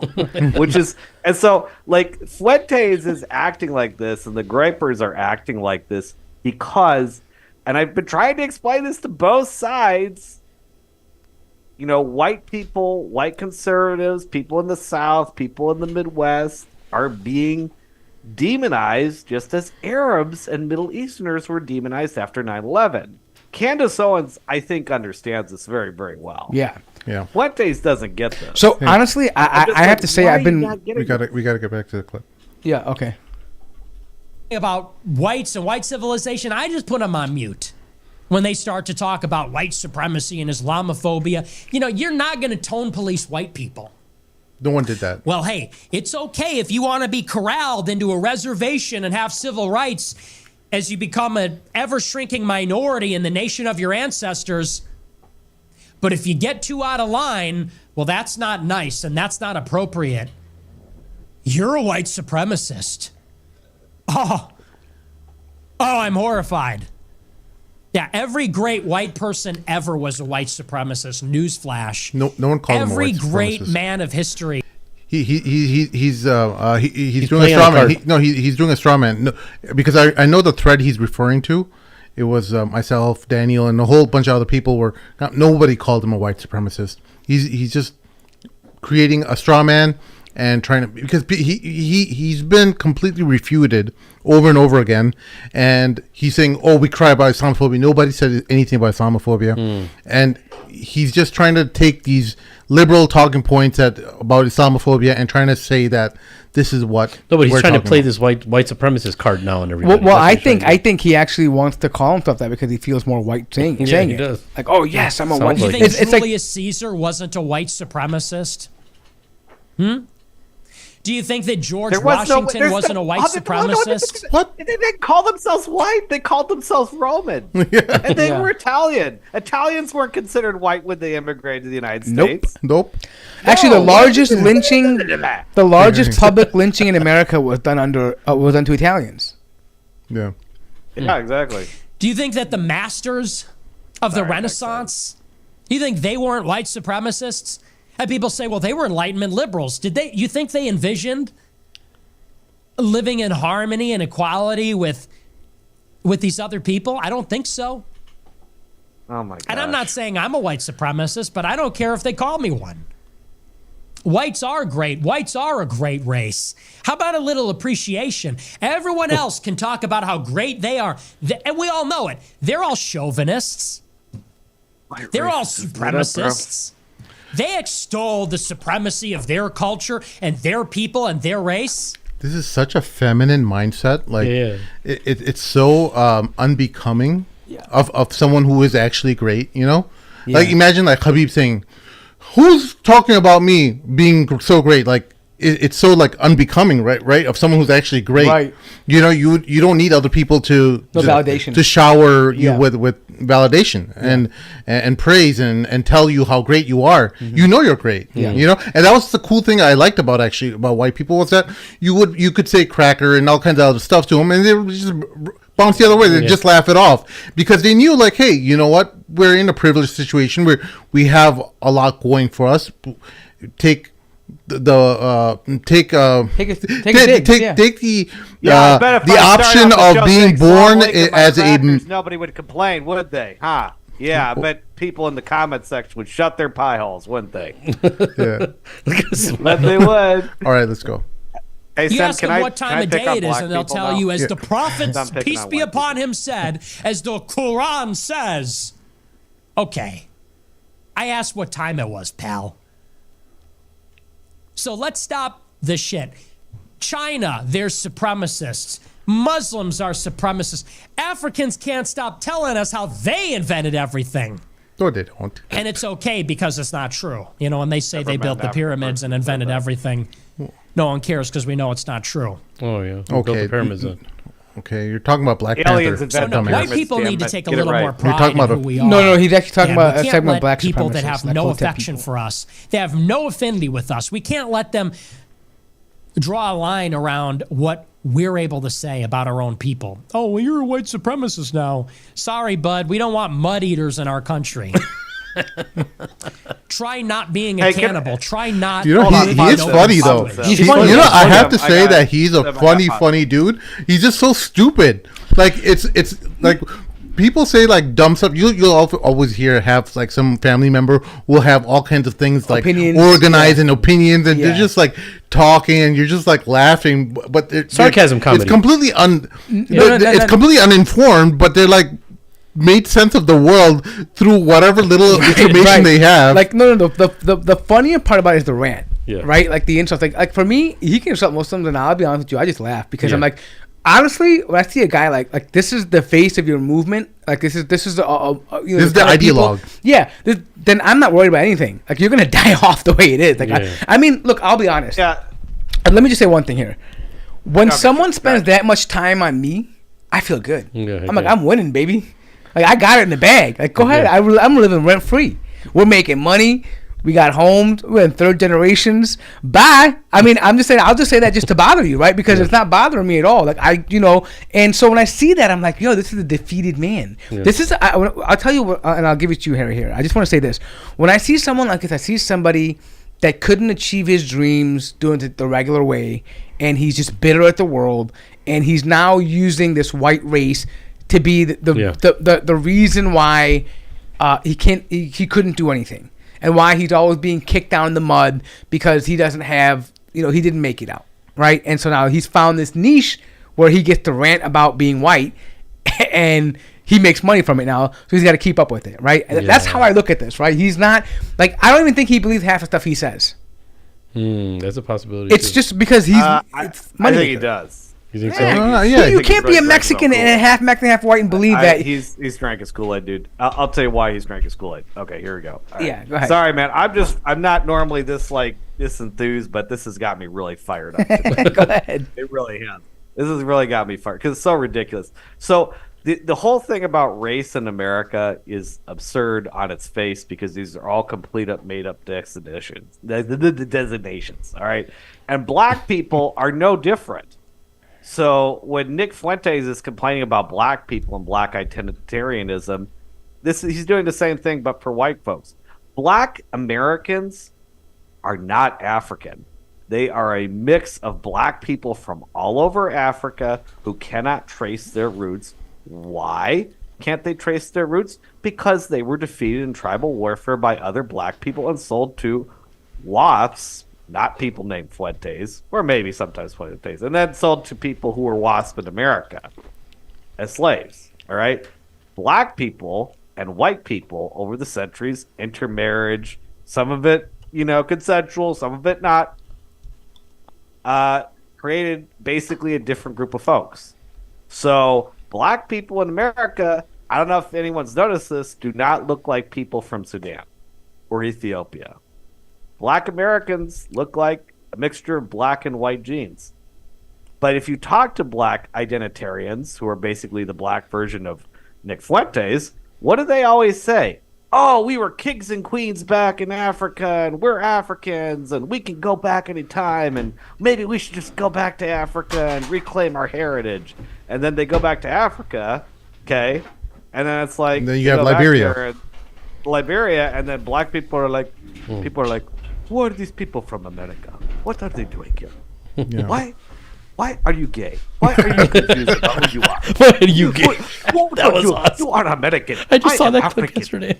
I am like the Lion King, and you are like, West Side Story. We are not the same. And that it's like they don't share the same culture. It's like me going back to Ireland and saying, "Good morning to you, ladies. How you doing?" And people in Ireland is like, "He's this white boy. What is he's doing here?" You're like, Conor McGregor doesn't see me as a fellow Irishman. Yeah. No, come on, man. But this is why it's so ridiculous. Fuentes, with his white definition, again, he's using Hitler's philosophy that applies to Germanic people. Yeah. Okay, Sweden's an ethno-state. Japan's an ethno-state. America, even in the beginning, was not really an ethno-state. They had this vague thing. There was this understanding of the white race or white supremacy. But, the WASP, that was made up of English people, Scottish people. It was, the UK has always been a multiracial, multi-ethnic, multi-religious shindig from its inception, hence the name United Kingdom. Yeah. And that's where we come from. And So that is a we're not an ethno-state. perfect segue to our next thing. Cat Stevens, who has not been eaten by the Haitian migrants, put out a tweet showing his proof of life. He's alive. Wow. Get it? Cat Stevens. Guys are terrible, man. You're too intelligent for us, bro. That was good, though. That was really good.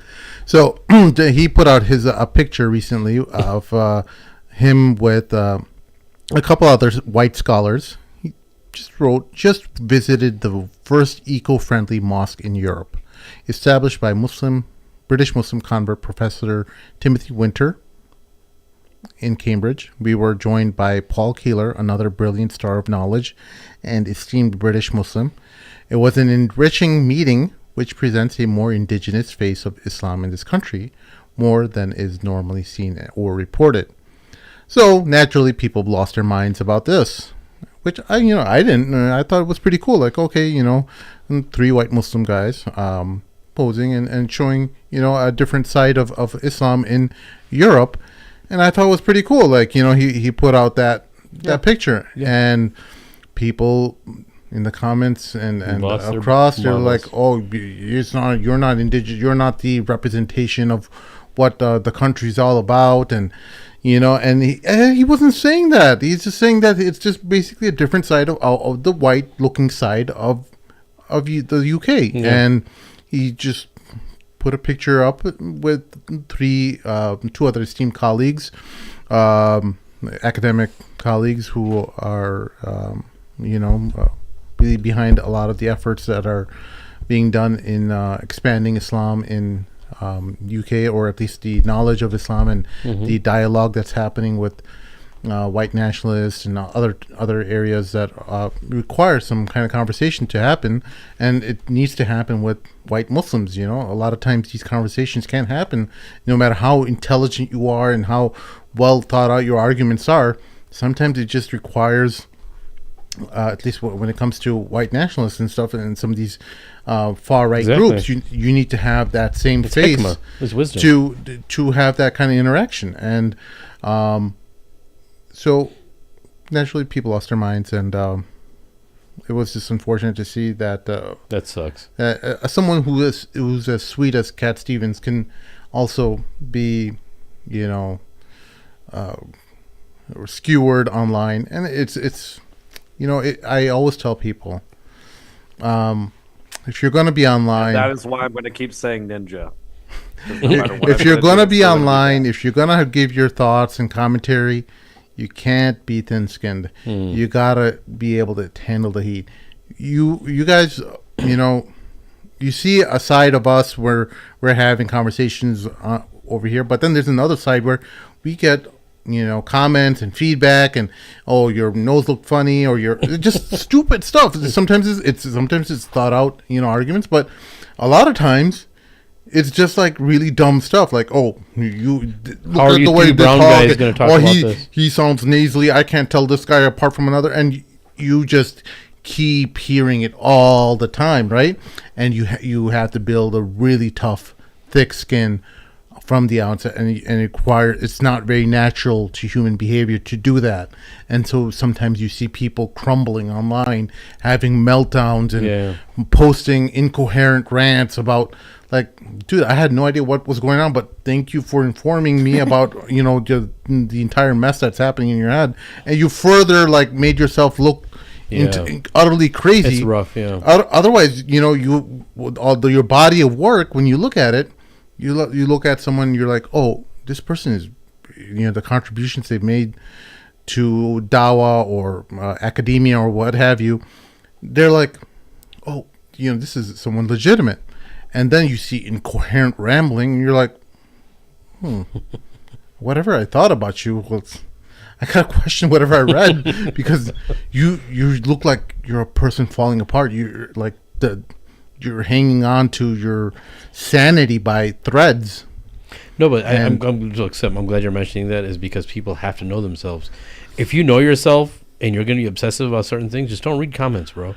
Not everyone should read comments. If you're going to be, I love reading comments. No, that's fine. But You I like like to hate. punishments. I like to hate, to be honest. no, you like to, but a lot of people shouldn't be. You and I know. love it. You and I know that there's some people that shouldn't be following their comments and reading them, every single comment. That's very bad for some people. But number one is, I think everyone should. No. I think everyone that's should fine. take. You know why? Because listen, you need a dose of reality sometimes, whether you like it or don't like it. And you know what? It makes you tougher. If I you can't understand deal that. with comments, But the second part of my saying stay is in that your house. the second part of that is, then just don't. You shouldn't have a presence online, because it can get brutal. Yeah, Right? some people can't handle it. No Yeah, matter they can't what. handle it. They They become can't handle the truth. freaking suicidal when all these people, they get all these negative, Yeah. and the algorithms sometimes are built that way. The Yeah, algorithms built. imagine I've seen people who are incredibly thoughtful online, and you're like, oh, they just get a couple likes, and sometimes it's the algorithm that's completely diminished their reach, and you're like, oh, why isn't this person more popular? And it makes sense, because sometimes the people who make more sense to or resonate with the algorithm are like the Andrew Tate type. You say simple words effectively, fast, loud, with your shirt off, and it attracts likes, and it attracts a lot of attention. But you said it. That's what it is. Like the algorithm. That's the key. Yeah. The algorithm. And likes they've it. attached their self-worth Exactly. to that algorithm. And if that algorithm doesn't give them the likes that they need, they're like, well, you know what? I'm worthless. My existence on this planet is worthless. Yeah. I have no other function to serve to humanity but this, Jeez. but my existence to what I've attached my existence to, No, this I know. algorithm. And you got people online who might be listening might not understand it, but it affects everyone. And even though Mort is saying that, it doesn't, he feeds off of it and stuff, it affects everyone. To a Yeah, certain Mort. extent. I love it. I love it. Especially if it's true. If it's true, it does affect you. And Well, if it's true, and it affects you, that's a good thing. But if No, no. it's not true, yeah. Yeah, if it's it doesn't true, affect right, me. exactly. If it's It kinda true and it gets affects you, that means you want to do crack something about cocaine, it. baby. But if it's not true and it affects you, you got a problem in your head. Right? I'll be brutally honest. People want to hear that. They want to cater to their feelings. But if you're reading something that doesn't really apply to you and you're getting butthurt about it, you need to really, because it's not just social media. It can happen in the street. It can happen at work. It can happen anywhere. If you can't deal with criticism, Yeah.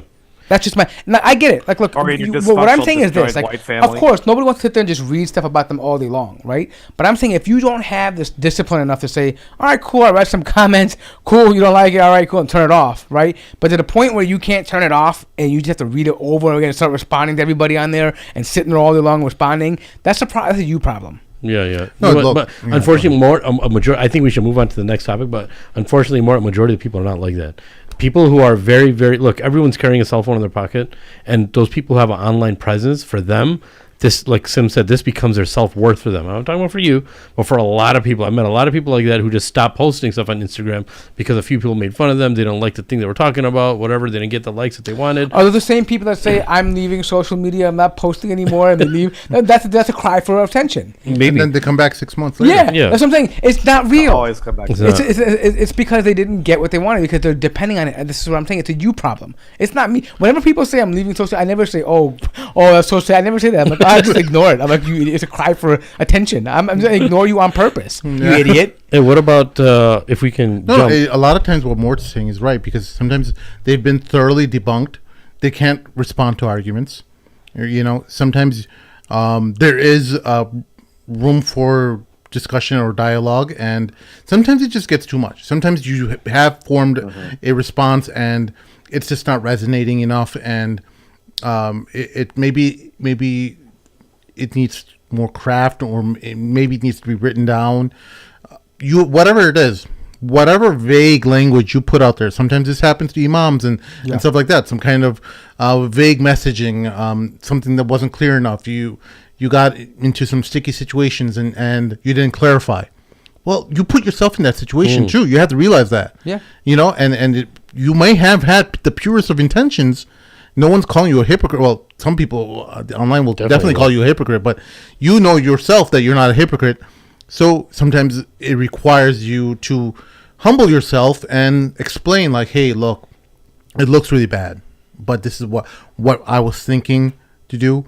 I'll probably be more careful next time. Yeah. Sometimes you need to humble yourself, and that is part of leadership. That's part of being an influencer of some sorts online. Yeah. Yeah. So just one thing. Let me just re-explain what I'm trying to say. I guess in a nice way for people to get.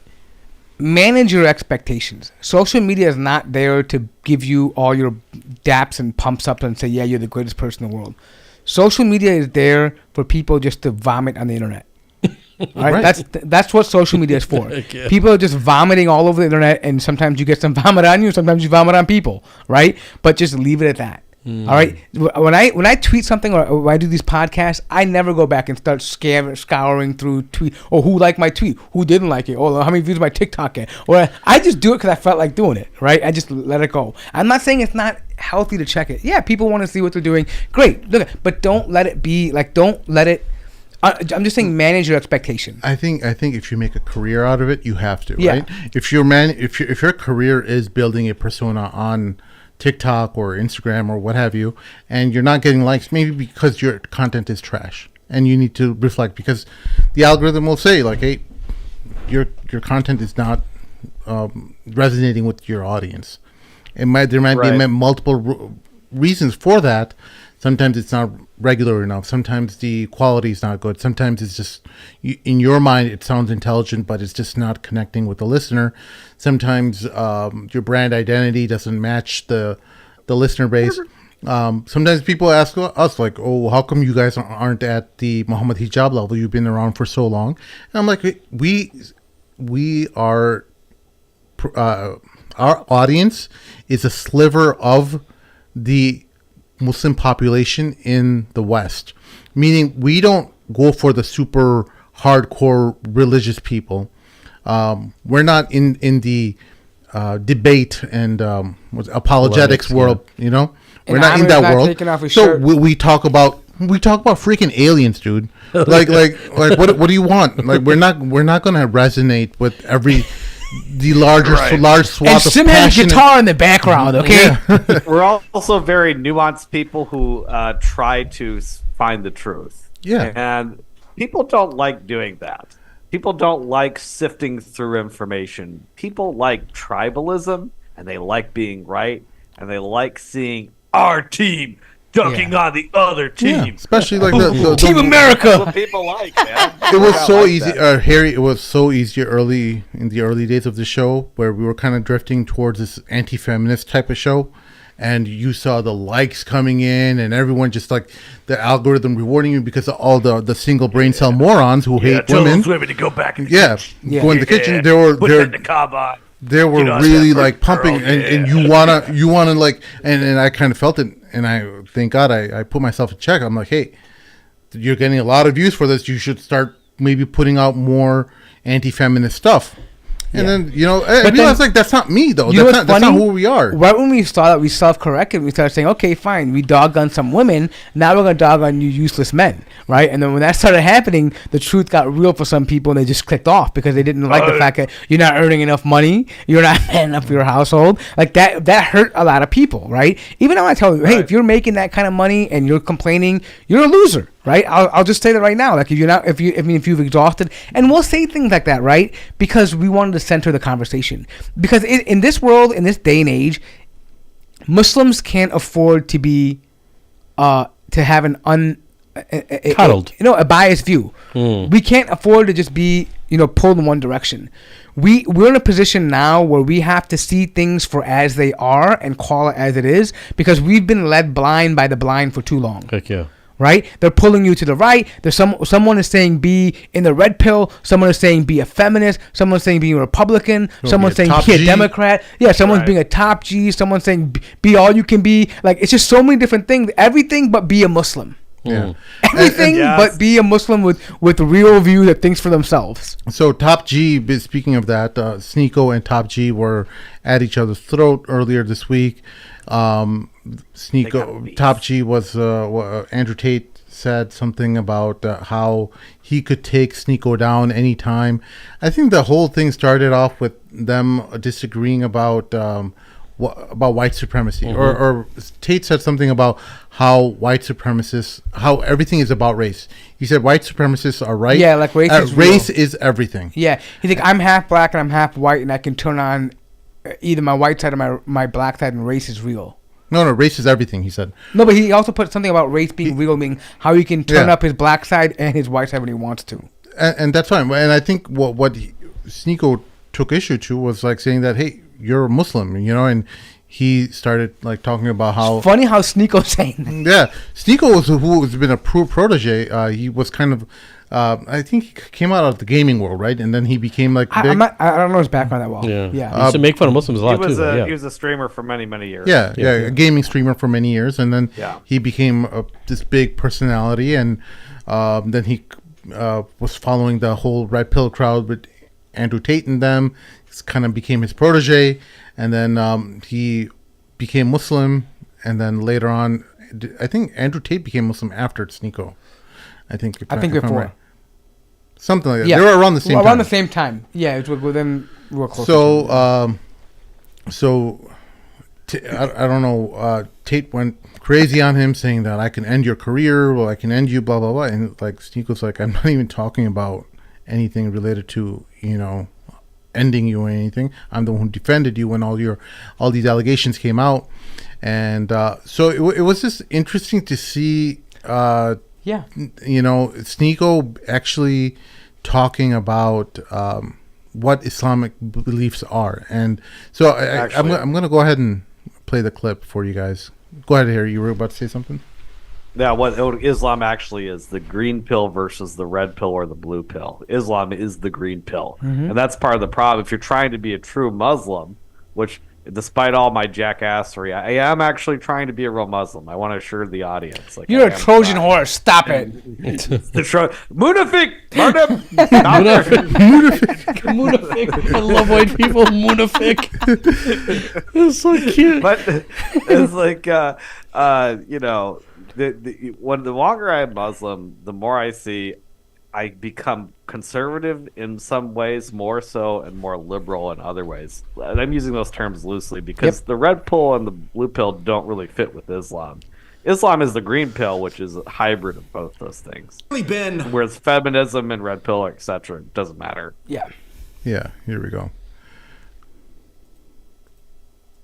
Some sort of anger, some sort of jealousy, or perhaps some sort of emotional attachment to whatever. Because I have been publicly defending Andrew Tate. Everybody has seen it relentlessly for years, to the point where it was a meme, where I was taking hits on my own reputation, to where people were making fun, oh, you're glazing, taco, all this stuff. When they were in jail, do you know the amount of people that I had to debate, the amount of people that I had to go against defending your case? Never heard a word of thanks, never heard a word of consolation. That's fine. The truth is more important. I don't need to get approval. I don't care. If there's something incorrect happening to one of my brothers, I'm going to go and speak up for them. But very clear what everybody sees. You have not acknowledged any of that. You've never said a word of anything positive. The first time you speak about me is negative and trying to tear down what I've brought. To try to tear down my career. In fact, you said that you were going to end my career. That you want to end everything that I've built. That's the first acknowledgement. From the person, probably the most famous person in my generation by far, who's the day one when you got locked up. It was me. You're innocent. This is incorrect. This is unjust. The only one. In fact, I think I deserve credit for helping your reputation with Gen Z. Who else was really saying this? I love Aiden, and I think you've been disrespectful to Aiden as well, but a lot of people were quiet. A lot of people didn't say a word because they didn't want to risk their reputation in case that you were actually guilty.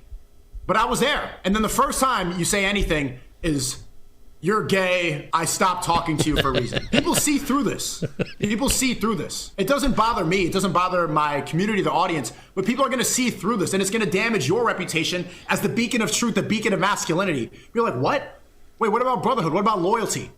What about truth?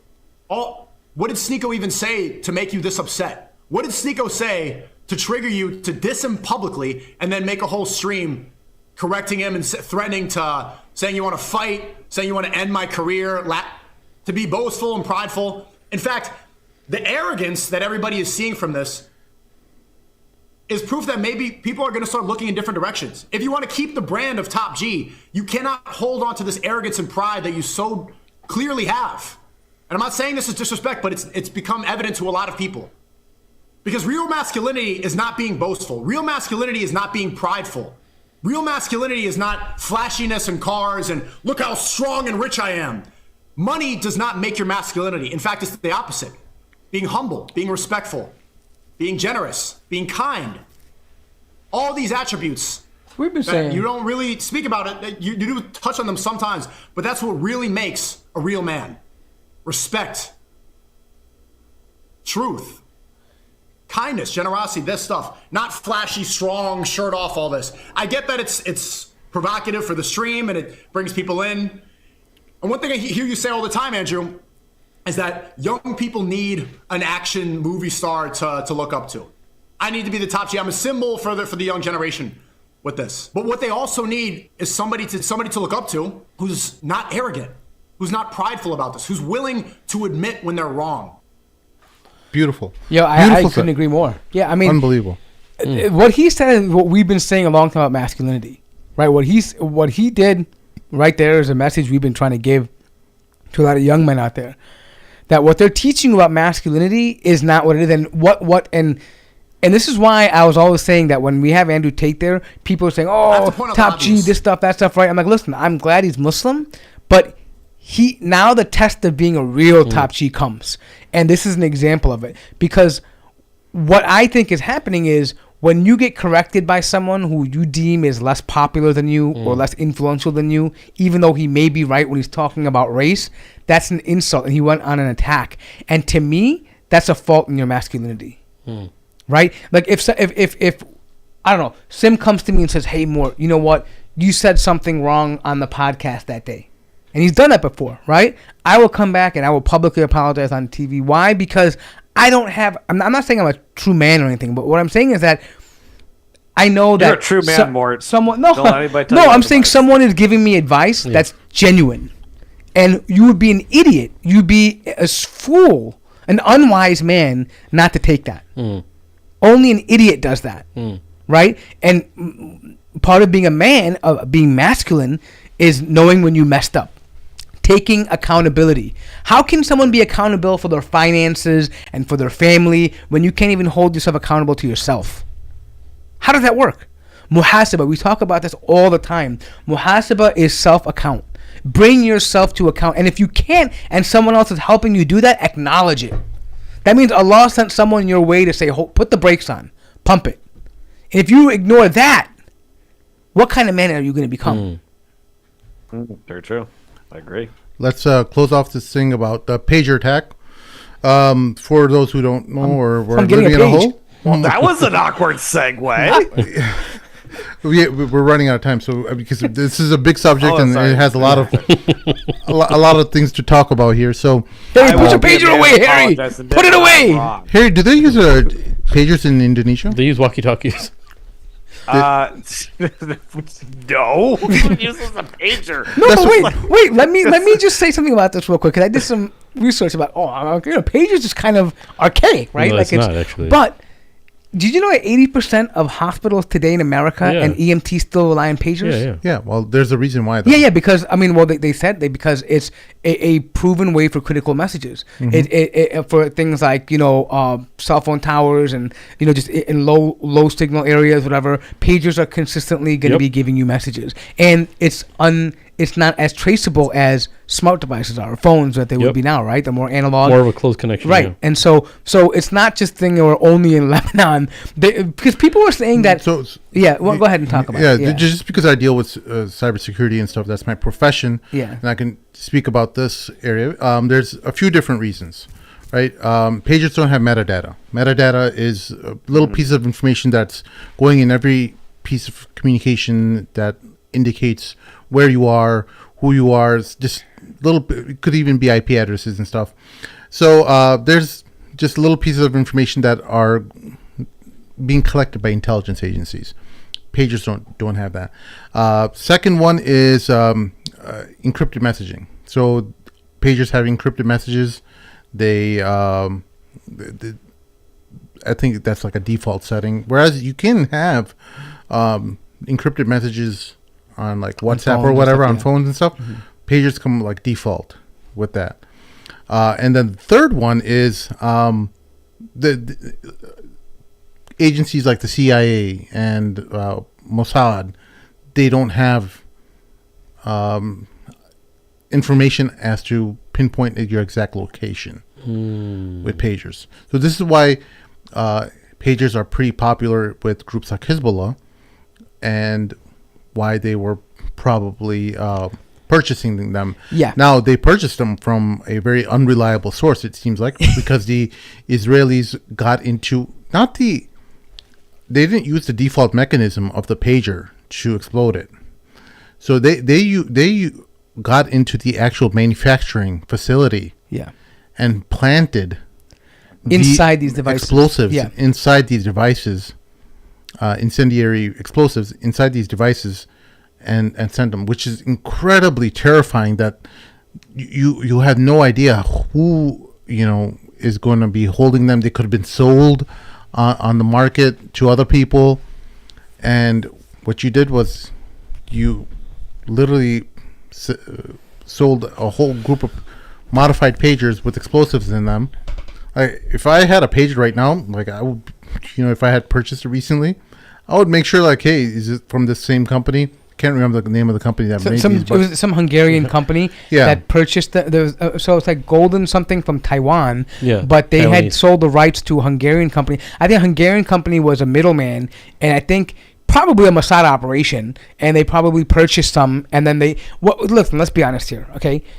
First of all, I want to address one thing. People are saying, the Arabs are so backward. They're still using pagers in the Middle East. No, it's specific for this reason because they don't want to be tracked, right? It's a way of being... The same reason why Iran, after being hacked so many times, goes back on like this, dial-up connection. Like they're not really, they're on Morse codes pretty much because for their nuclear thing, because they were getting hacked all the time, right? So for that reason, they're trying to do things that are off the grid, essentially, as much as they can be.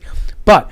what probably happened is, and this is one of the ways the Israeli intelligence has always been able to get into, especially in the Arab regimes, either by incentivizing money.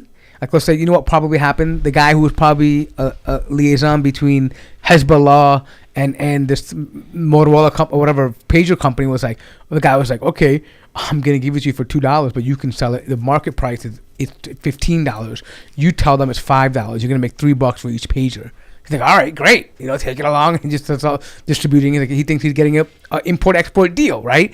But this is all with the intent by these Israeli Mossad operations to say, okay, we can flood them with these pagers. Because And the company was Apollo, by the way. Yeah. Apollo licensed out the name to this other company In Hungary, right? In Hungary, Right. And so, in that vein, Hezbollah thought they were buying from Apollo, but they're actually buying from an Israeli shell company or some Probably, outfit right. Dang. that was manufacturing these pagers. So what they were is probably like a distributor, right? Yeah. And they said so they didn't manufacture them, but they never actually probably landed in Hungary. What they probably did was they probably arranged. I don't even think that they probably already had purchased it from the company manufacturer itself, and then when the order came in, they just shipped them out straight from some other ports. And after they probably modified them in Israel and probably sent them out, right? Yeah. But the reality is that what Sim is saying is important. Of course, now I think from a purely military perspective and intelligence, it's an amazing thing to pull off, right? Like what a great strategy, right? You can't deny that, right? Yeah. It's smart, it's intelligent, it's executed right. I mean, whatever it is, right? But the idea that you could do this, why other countries don't do this, is because it's against Geneva Convention laws.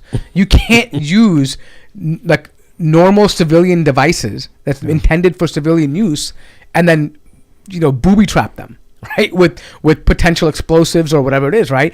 Because what that means is essentially what you're saying is that, okay, well, we can just go rig buses now. I mean, maybe Hezbollah might be in a bus, so we're just going to rig the bus in case they're there and just blow it off and we get intelligence, right? And then, so it's no different than what terrorists do. Yeah, exactly. That it is literally terrorism. That's the point I'm making right now. That is literally because now, and the way they justified is that, if we don't kill Hezbollah, at least we send them a message. Well, that's terrorism, right? You're threatening a civilian Literally sent them population, messages, yeah. intimidating them, and putting fear into them. That's pure terrorism, textbook terrorism.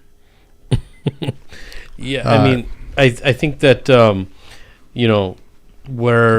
where all this kind of leads to is, again, like you said, something about Geneva Conventions. I think that's really important. I think Israel is in a situation, and Mossad is in a situation, where the whole world knows who they are and what they are now, what the Zionist regime is. They're just going to do whatever they want now. Open for the world to know all their whatever they do, and they don't really even care anymore. That's what it is. So my question to you guys is, I mean, is this just going to be that it seems that this war is just going to be like a forever war with their neighbors? Is that what Israel is actually like? What's the plan now? I mean, you're going to be in a forever war for for how long? What's the end game? We'll talk about that in a second. in In a second, let's just finish the pager thing for a second. Pager thing. Yes. Yeah. Okay. Diab Abu Jahla writes. He's a commentator on Middle Eastern affairs. Blogger, it looks like. The pagers that exploded in Lebanon were not solely used by resistance fighters. Employees of Hezbollah institutions, which include civilians, also use them. It's important to note Hezbollah is a political party, part of the Lebanese government, and it operates various civilian institutes, such as schools, hospitals, and media outlets. Consequently, this attack did not target soldiers exclusively, but civilians as well. Moreover, there are reports that some individuals purchased and used these pagers from the market, further highlighting that this was an indiscriminate attack not limited to military personnel. So this And Well, this is to show you that there were some nurses that were killed because they had these pagers that were because they were in their these hospitals that were set up by Hezbollah, like they fund them, but they were killed by this. And also in the follow up, not just the pagers, but today I think it was where they had like even solar panel systems blowing up. yeah. Like they were other devices, walkie-talkies, right? Things Yep. like this. But a solar, what? Like, how do you determine where the solar panels are going to go? This is one of the children that was severely injured by. Yeah. 3 children, I think they said dead. Out of them, also 9 people dead, Like, and then like 300 injured. I look. I'm at a point where I'm honestly going to say that Israel doesn't give a shit whether it hurts civilians. No, right? of course, Yeah, yeah. They don't care because. How do they ever care? Yeah, about that? right. So I mean, I don't think the world Now it's should definitive, be, you're saying. No, It's but like, I don't there's think no the world shadow should be of a doubt. surprised. Yeah. I mean, if you just genocided 40,000 40,000. people, right? And like, what's another couple hundred in Lebanon, right? Like, who cares if the guy had a pager next to his daughter at nighttime on the dresser, right? We just bombed the whole school. Who cares, right? I mean, like, for them, they've reached this point of immunity where they can do whatever they want because the world politicians, for whatever reasons, will just say, Israel first. We are allies. Yeah, we yeah. love you, Israel. Oh, we love you. Yeah. And Well, I want to. That's a great comment. I want to segue into Endgame based on what you just said, because everybody does see who they really are now, and I'm going to say something really controversial, and people might accuse me of all kinds of stuff, and Once they might again. block me and unfollow me, as always. So Shahid Bolson over at the Middle Nation. We don't talk about that. Okay, go ahead. I'm just recording. He's been accused of being a Gulf state government plant Yeah. by a lot of people, and I see that all over the Muslim blogosphere, that accusation. And you know what? He might be. Maybe. I don't know. I mean, I've been accused of being a plant too. Are you a plant, Harry? Us plants. Did the gotta Mad stick Mamluks together. place you in Are you Indonesia? a perennial plant? Did we That's place? right, bro. Us plants gotta stick together, there's a right? cannabis Shahid? plant. But Go ahead, finish your point. Shahid, he has a good point in general. A general thrust of his thesis is that, look, Israel's a dying society. The world is turning against them, and there's, people always get mad at the Muslim leaders for not doing more, but they're doing a lot behind the scenes of what they can do. And he has a point, because we get mad at all the Gulf state leaders. People get mad at Iran for supposedly not doing even though Iran has been doing a heck of a lot for the last 40 years. Really, Iran has done a lot. Some of which I don't like, and I think they need to be held accountable, but some of it was legit. And, everybody wants to just go Saladin and just the camels and What is I just this guy got What right there soundtrack in is that? Jerusalem. Anyways, go and ahead. just and they just want to go in and liberate Jerusalem. And I'm like, listen, guys, Saladin, God bless him, may Allah preserve him. He did not have to deal with a nuclear armed porcupine backed up by the world's largest superpower, which is also a nuclear armed porcupine times 10. Okay, so when I get mad sometimes. I think King Abdullah in Jordan could do some more things. But I don't. King Abdullah is right next door to these people, and King Abdullah has no porcupine quills to play with. He's got nothing. So people want, this is going to be a long war. The frame of this war is this: we're going to slowly grind Israel to the dust using international law, BDS movement, all this stuff, and you see it. And Israel, they really overplayed their hand with this Motorola thing. But look, Because Harry, now, I'm who's gonna buy an Israeli hold electronic on, product? Yeah, hold on, Who's Harry, gonna do 1 second. Look, so I appreciate where you're coming from when you say there's an element here that most civilians don't understand because politics is a different game. I understand that, but we've talked about this among ourselves for decades, right? There's a difference between having your hand tied and then signing up to help them. Right? Like if you, Sure. for example, if you can't do something, stay silent. At the very least, stay silent. Right? Don't come out and say, don't normalize things. Right? We get it. You don't have power. I agree. You don't have to tell us that Muslim armies don't have power. We know that. We feel that. The Muslim world feels that you don't have power. We know that firsthand.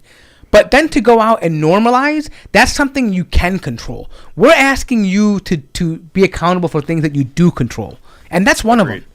No, but look, and we have to be fair That's too. where they We have to be fair deserve too. legitimate criticism. Staying silent and being a neighbor is also helping Hamas in their eyes. It's also being an enemy of Israel. So it's not an easy task, right? It's not an easy task at all.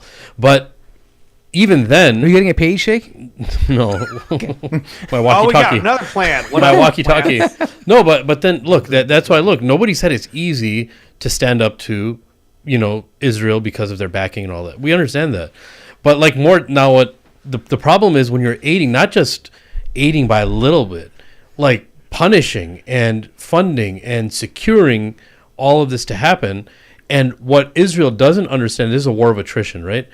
It's only so long that they can last. They're not going to be able to outlast the entire world that's against them. Well, so for right now, God. so before I conclude, what ends up happening to a lot of powers is they get so ahead of themselves, they overplay this hand, and they think the whole world is behind them, or the superpowers or superpower is behind them.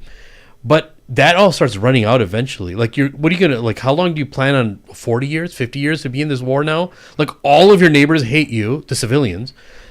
The people who run those countries support you because they're scared, not because they think you're a great leader. There's a big difference, right? Mm-hmm. Like, the hierarchy of like leadership is super important here. There's the lowest level of leadership is people follow you because they're scared of you. You're not a good leader. Mm-hmm. The highest level of leadership is people are willing to die for you because they love you and they know that you love them more than that person that they love themselves, right? That's not the reason why people are obeying Israel in America here. So how long is that leadership going to last? It's not going to last too long, but I'm just so baffled by Israel openly admitting all of this and like kind of saying that, hey, we're going to be in war with our neighbors forever. Yeah. Well, here's what you guys said about Israel slowly disintegrating as well. The converse also apply. Conversely, Israel's strategies to slowly pull in Lebanon and Iran into a war as well. So that way the United States gets pulled in. So what their strategy is a bit different from what you guys are thinking, where, we're seeing, at least from one perspective, you're seeing someone who is getting more and more past international law, and all kinds of incriminating evidence has piled up on them, 40,000 people dead, etc., But they see it differently. Yeah. They're seeing this is our way of drawing the United States into a war. They need that. Into further legitimizing them and establishing a really strong stronghold where they capture large swaths of Lebanon and maybe other neighboring region, maybe the Sinai, but maybe they get the Sinai Peninsula back. Who knows? So they're thinking in a different way where they can pull in regional people into a war and make a huge grab. But how many people do you think actually, and I don't know the numbers, are actually thinking that America is going to fight a war for them? They will. Most experts believe Americans, the most English people, are not in favor of Israel at this point. I just saw a poll out today in the UK that 2 out of 3 folks in the UK do not support Israel. No, I understand. But what's the probability? What we say though is that while I think it's overwhelmingly, you're right, most Americans don't like what Israel is doing, but the sad reality is that it's not up to Americans what their government exactly. Okay, well, I'm going to give you a positive note here. Yeah. The leadership in the Pentagon is clearly breaking ranks with Congress. Yeah. And particularly the pro-Israeli parts of Congress, which is all of them. But some are more pro-Israel than others. Some people are scared and they just fall along, and some people really drink the Kool-Aid. I mean, like Lindsey Graham, he's a total Kool-Aid drinker. Lindsey Graham has drunk the Kool-Aid. People are like, oh, he's just bond. So, like, no, some of these people really do believe the crazy, insane thing that comes out of their pile. Guys, look, they really do. The reason why I brought this up, sorry to cut you off, because I'm going to forget. Sorry. I'm sorry. The reason why I brought this up is, so now, what is a probability? And if that probability is there, there's no way of determining right now. I'm just really curious as to what happens when America joins this war, directly. Well, I'm going to answer that for you. Yeah, and how long? The Pentagon is really trying to put the brakes on. So the leaders of like Central Command, CENTCOM, went out to meet Israel privately recently, and it appears that they told Israel the Pentagon does not support getting involved directly in your thing. So Joe Biden, for all of his fluff, for all of his nonsense, for all of his Zionism, even he does not want to get directly involved in backing Israel. You saw I can't remember which ship. Was it the Theodore Roosevelt? We had our ship there after the Roosevelt. U.S. Liberty? Yeah, but now it's been moved to China. Liberty's So the specific. signal from the government, the signal from the deep state, the signal from the Pentagon, the military leadership is we're not doing this. No, We're I know. not interested in getting a war. But what's the I don't probability think of? the Pentagon's going to go with it. No, you don't think they are, but No, what is the but- probability? okay, listen, How much is America hold on, willing hold to on, take? hold on. The probability America's- is getting better and better that we're not going to get directly Yeah. involved. So if 6 America months gets ago, I pulled said, into it, yes, we might. they're not going to put boots on the ground. Not what they do is they move their battleships, like Harry mentioned. Right now, they move them away. Yeah. But if conflict escalates, they move them closer and they provide air support, intelligence, like Yeah. they do. They clear the area. But for America, does not want to look. America is also an empire, right? And if you have We don't have Israeli to put them on IDF the ground. soldiers that want to go on and get in that war on the ground support, they'll do that. Go ahead, send your infantry in. We'll provide air support. We'll provide our ships will be gunships will be there. We can create no-fly zones, whatever we can do that. But we're not putting troops in the ground. Okay. We're not going to do that. So this idea of America invading Lebanon, it's not going to happen like that. Okay, so my next question is then, do you think even then now Iran will get involved? Because Iran is not doing anything. No. I mean, look, it's not that Iran Iran's doesn't doing want to a get lot. involved. Iran's It backing can't up. get involved. I know it can't. So if it gets involved, it'll decimate itself. Okay, so that's what what I'm do you saying. mean Where Iran's does not this go getting now? involved? Where does all this go? So if that's why America being dragged in is crucial, because so what's going to happen is this: if they goes to war, America will definitely help them, but there'll have to be an end game strategy. America will say, "Listen, we're not going to support your occupation of it. We're going to pull back. We're not sitting here all day long because we're now." Targets, right? Now you have groups like Houthis, they're targeting ships, they have to worry about it, right? They say, we can't just park here indefinitely. So what happens is they say, okay, Israel, you have to give us an objective in Lebanon. Are you going to occupy? Well, you do it on your own terms. But that's why Israel, even in 2006, never occupied Lebanon. They said, we got our mission, we neutralized Hezbollah, they can't attack it for the next 20 years, blah, blah, blah, blah, mission accomplished, right? But Israel doesn't have the manpower to occupy these states. And America is not about to provide U.S. citizens to go do that. What they might do is, with the UN is create green zones and military zones like they did in the Golan Heights and, coalitions and stuff like that. But as far as long-term, like Israel itself does not have expendable manpower to occupy a neighboring territory. They can hardly occupy Gaza. Yeah. Yeah. I mean, Iran's done a lot. They're basically supplying, training, equipping, and giving logistical intelligence That's support true, yeah. to 4 different militias in the area. On a proxy the Iraqi level, yeah. militias, the Yemenis, the Hamas, and Hezbollah. So Hezbollah is not Hamas. Hezbollah is an actual proper fighting military. Much more that sophisticated. would They have much more better weapons. They Yeah. would stop Israel in a full-on fight, which is why people in the Pentagon are going to Israel and saying, for the love of God, please stop. You're not winning this. Even with our support, you're not going to win this. Yeah. But Bibi doesn't care because Bibi needs to keep this war going because he needs the support of his coalition of crazy people. So he doesn't end up in that's the jail. Knesset. And he doesn't end up in jail, exactly, because the moment the war ends, he's going to jail for corruption Like charges. Ben Gvir is like this crazy lunatic right wing guy in Israel, and he made this coalition. Even his coalition, he made the war cabinet. Benny Gantz stepped down because you don't have even his own generals are saying you don't have an end game in Gaza. We're not occupying Gaza. His military flat out said we can't occupy Gaza. It puts us at a risk. We're not going to be involved in the administration of Gaza because they know they can't beat Hamas.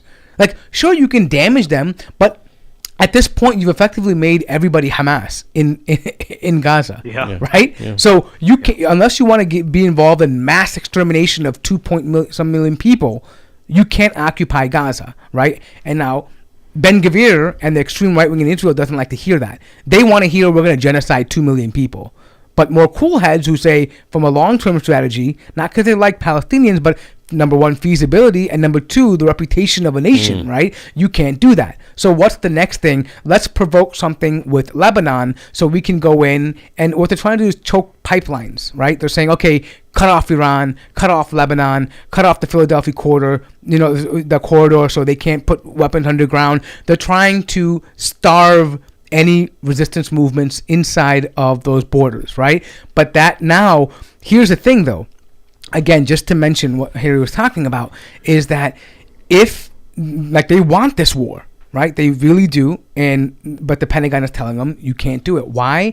Because the Pentagon knows that if it becomes an all-scale, huge-scale war, in order for Israel to survive, America has to put troops on the ground. There's no way they can just win the war simply by air support, because the Hezbollah of 2006 and 2024 are radically different. Yeah. They have like ballistic missiles. They've been trolling the IDF by sending them pictures of weapons depots, about air bases, like targets they have, like commanders' homes. Like they have Flying deep drones over those things. Yeah, intelligence information. Yeah. I mean, the Houthis fired a hypersonic missile. Yeah. Right? And like but coming back to Harry's point, I'm not denying what Iran's involvement is, but what I'm saying is Iran's strategy is never going to be direct. Well, they're involvement. proxy. No, it's not. I'm not. And this is to put aside any religious bias or anything. This is not. This is just purely political. Their job is to survive, and they know any direct conflict means they die. But if they have people willing to go out and fight for them in proxies, they're going to use that, right? They're going to turn it up here, turn it up there, and it's going to be it's putting thorns in the behind. Oh, we got this problem. We're whack-a-mole. Over here, over there, you got some in Iraq. You got some, all over the place, right? So Iran will never, ever directly, fire at Israel without it being, even America, without it knowing. Like, that's why it took 18 hours for those missiles to land in Israel, right? Because they let them know this is coming, this is our response, we have to show the world. Even when they attacked the base in Iraq, what the Americans were, right? For the killing of Qasem Soleimani, whatever it was, right? They let them know, right? Hey, clear the base. We're going to hit the base, right? Because they have to keep up, but they know that a direct attack, unprovoked, or a hidden attack would be the end of Iran itself. America would go in there so quick, level it, regime change, and that would be the end of Iran. And this goes back to Bolton's original point about their not being a Salahuddin, right? And ultimately, this is what I feel, at least this whole Gaza situation is that it is a catalyst for Muslim unity. That may, obviously not Salahuddin, but there will be someone or a group of individuals, who knows how world events shape up in the next 10, 20 years, who will solidify an army, because we know on their own, like Jordan, there's no way would have a chance against Israel. Right. But a group of Muslim countries, without a doubt, we know Hezbollah itself is strong enough. Yeah. But a group of Muslim countries together would, without a doubt, multiple fronts, completely get rid of the entire Zionist entity. It would be completely gone. And they would flee back to Brooklyn. But what do you say about those who say that they tried it in 1967 and in the 48 war? I'm sorry, go ahead. Oh, yeah. Sorry, it's not an army. It's not about army versus army. The armies right now in the Middle East are more than sufficient to take out the Israeli army. The problem is that Israel is a nuclear armed porcupine, and some estimates put it as high as 200. Samson option. 200 nuclear weapons, and they have the missile delivery systems to get it. And also, they threaten other nations. They could take out every capital city of every Muslim Well, that's country. the problem, right? The Samson option is they don't. The reason why America de-escalates this all the time is because Israel has played this sore loser game. If we go down, we've got nukes pointed at every major city. So if we get taken out, you didn't defend us, your crime for not defending us is we nuke your cities. So if we go down, we hit the button and nukes go out to Moscow, DC, all the major capitals in the world. They're sending out nukes. That's freaking nuts. So bro. it's called the Samson option. Yeah. So that is right.